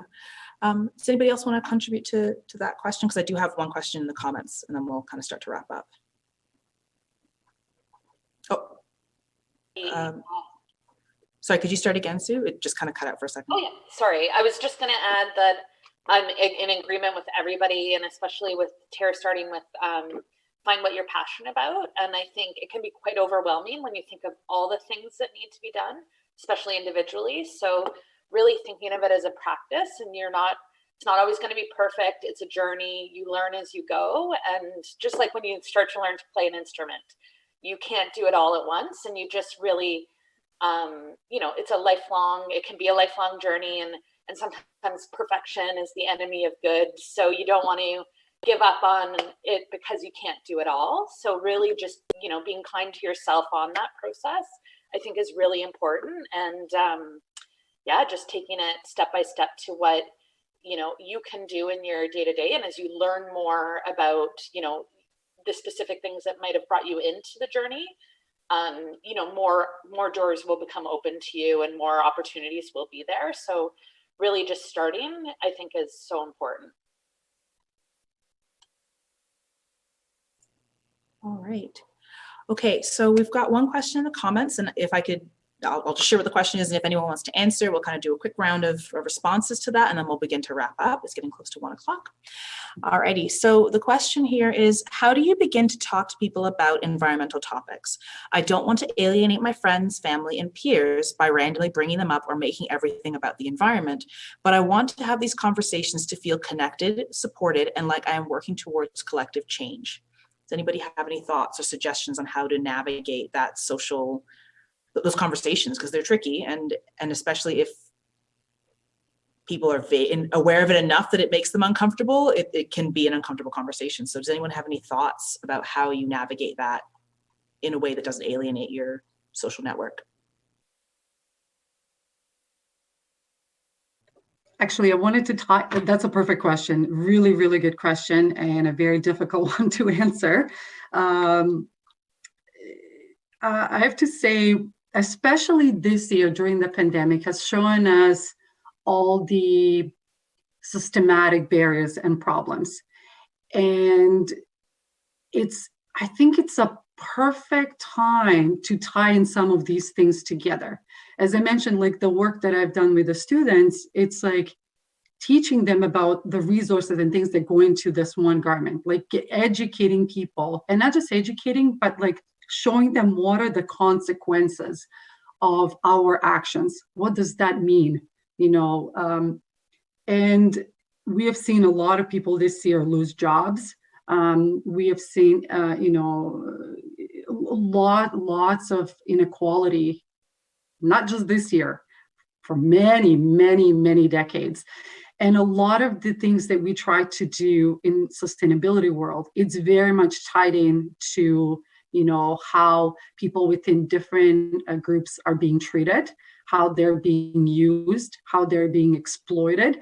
And I think this year in particular has shown us a lot of these issues that I find environmentalists, or even if you're not, leader maybe at work, but you're trying to be in your personal life. This is some of the things that you can connect to talk about, the injustice we have in this world, not just about the environment, but about humans and again, animals and other ecosystems. And so I think, I'm looking at it from a very different perspective, like just stepping back and seeing, well, let's look at all these issues that are happening rather than just like, let's dive into this one particular thing, which you can do obviously afterwards, or you can choose whichever way you want to tackle this. But I'm curious to see what others have to say on the panel about this, because it's not an easy question and I've struggled. When I started with the board, I put up posters everywhere. There's phantom power, you have to recycle, do this, do that. And I was like a police officer, basically. And people hated it. And then a month or two afterwards, I removed everything.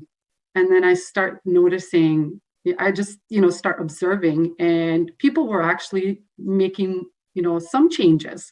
And so changing that, like, people being scared of you, even though they're still scared in a sense, because they're expecting that I will comment on certain things, like maybe pulling back and not comment, or maybe just give them the little bits and pieces.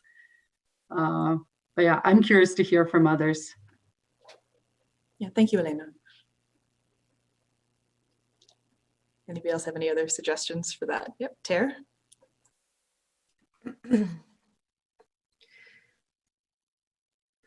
Okay, so in a lot of Indigenous societies, we consider artists and musicians, people who sing or make music or create things, to be the kind of the big healers of a community.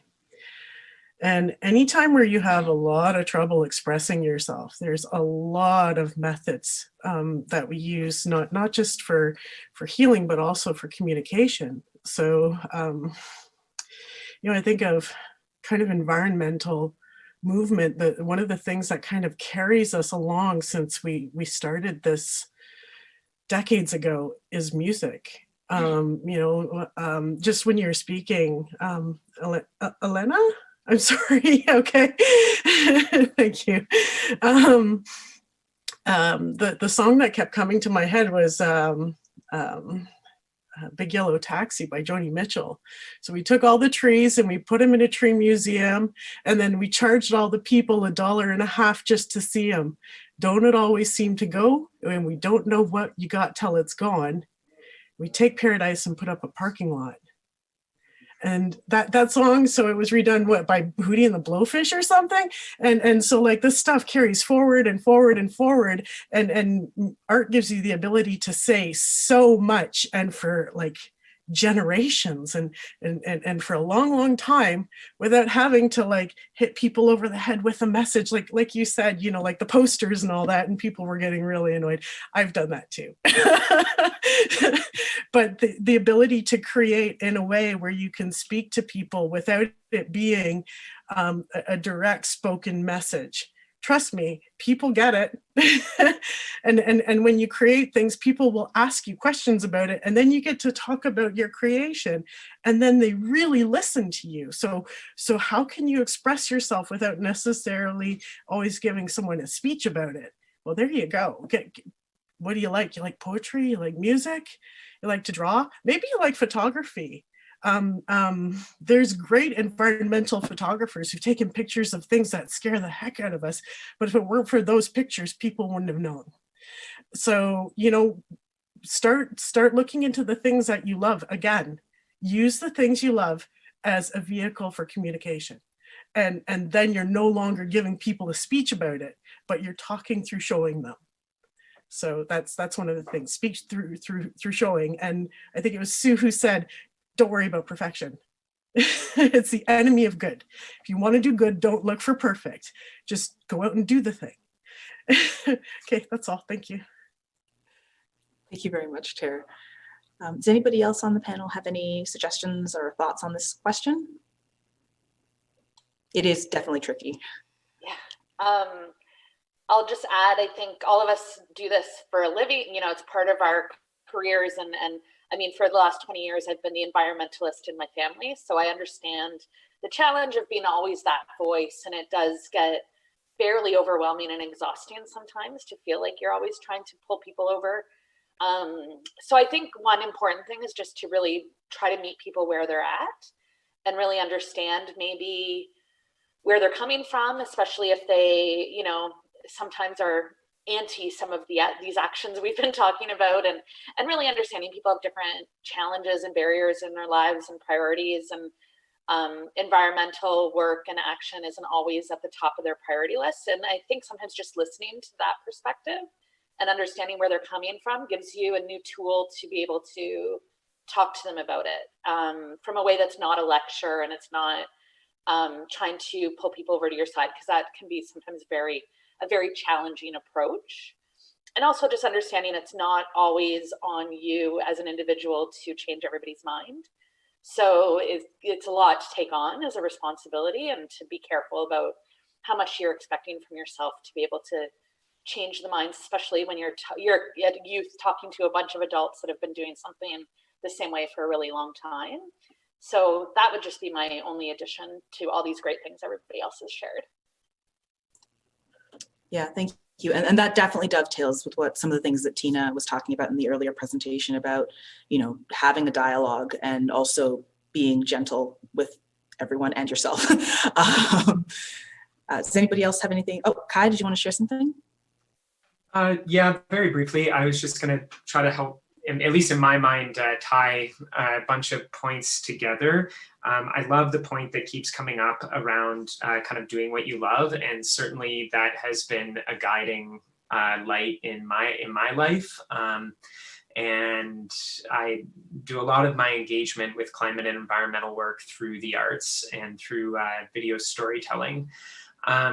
And I was just going to add, as I think has been said in different ways throughout, that the environment is so interconnected, and sometimes I think limit the conversations that we have by putting it in a box, right?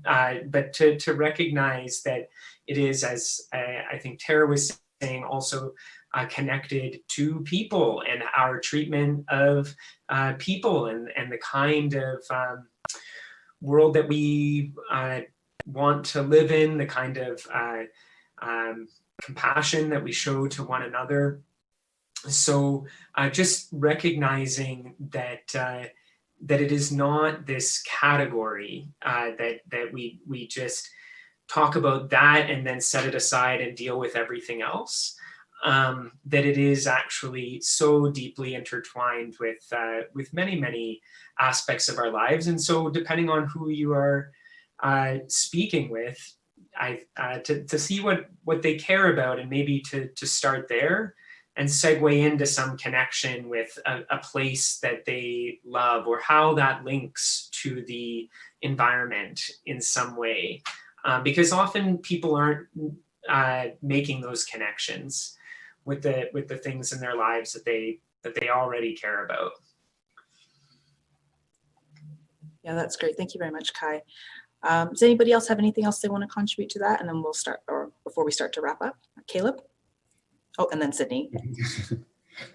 Yeah, just very briefly, all really good points. I'd also just encourage you to think about the conversations that you have had that go well, that are meaningful, and that create a connection with the other person and think about what works there. And in my experience, often that is inviting the other person to share about what's important to them and listening carefully. And then that creates an opportunity for you to share about what's important for yourself. And when it's the environment, doing that in a way that is, at least at the beginning, about you and not about trying to change the other person. Just by knowing you and knowing that you care about these things, the other person cares about you, and hearing about your passion will create that change in time. And so incorporating all these other ideas that you've heard about connecting with what you love and what the other person loves and what matters to them, and just building that connection and building a good conversation. And that's the most important thing, is to connect to the other person in that moment. Thank you, Caleb. All right, so we'll wrap up with Sydney. Perfect. Yeah, and I reflect everything that everyone has mentioned, and just prioritizing creating a safe space for conversation, that you don't want to lead with shame or blame or make them feel bad or discouraged for where they're at in their journey just because they aren't where you are. And you don't want to make them scared of doing the wrong thing. So just being very, very supportive. And I do think that listening to other people is just as important, if not more, than educating.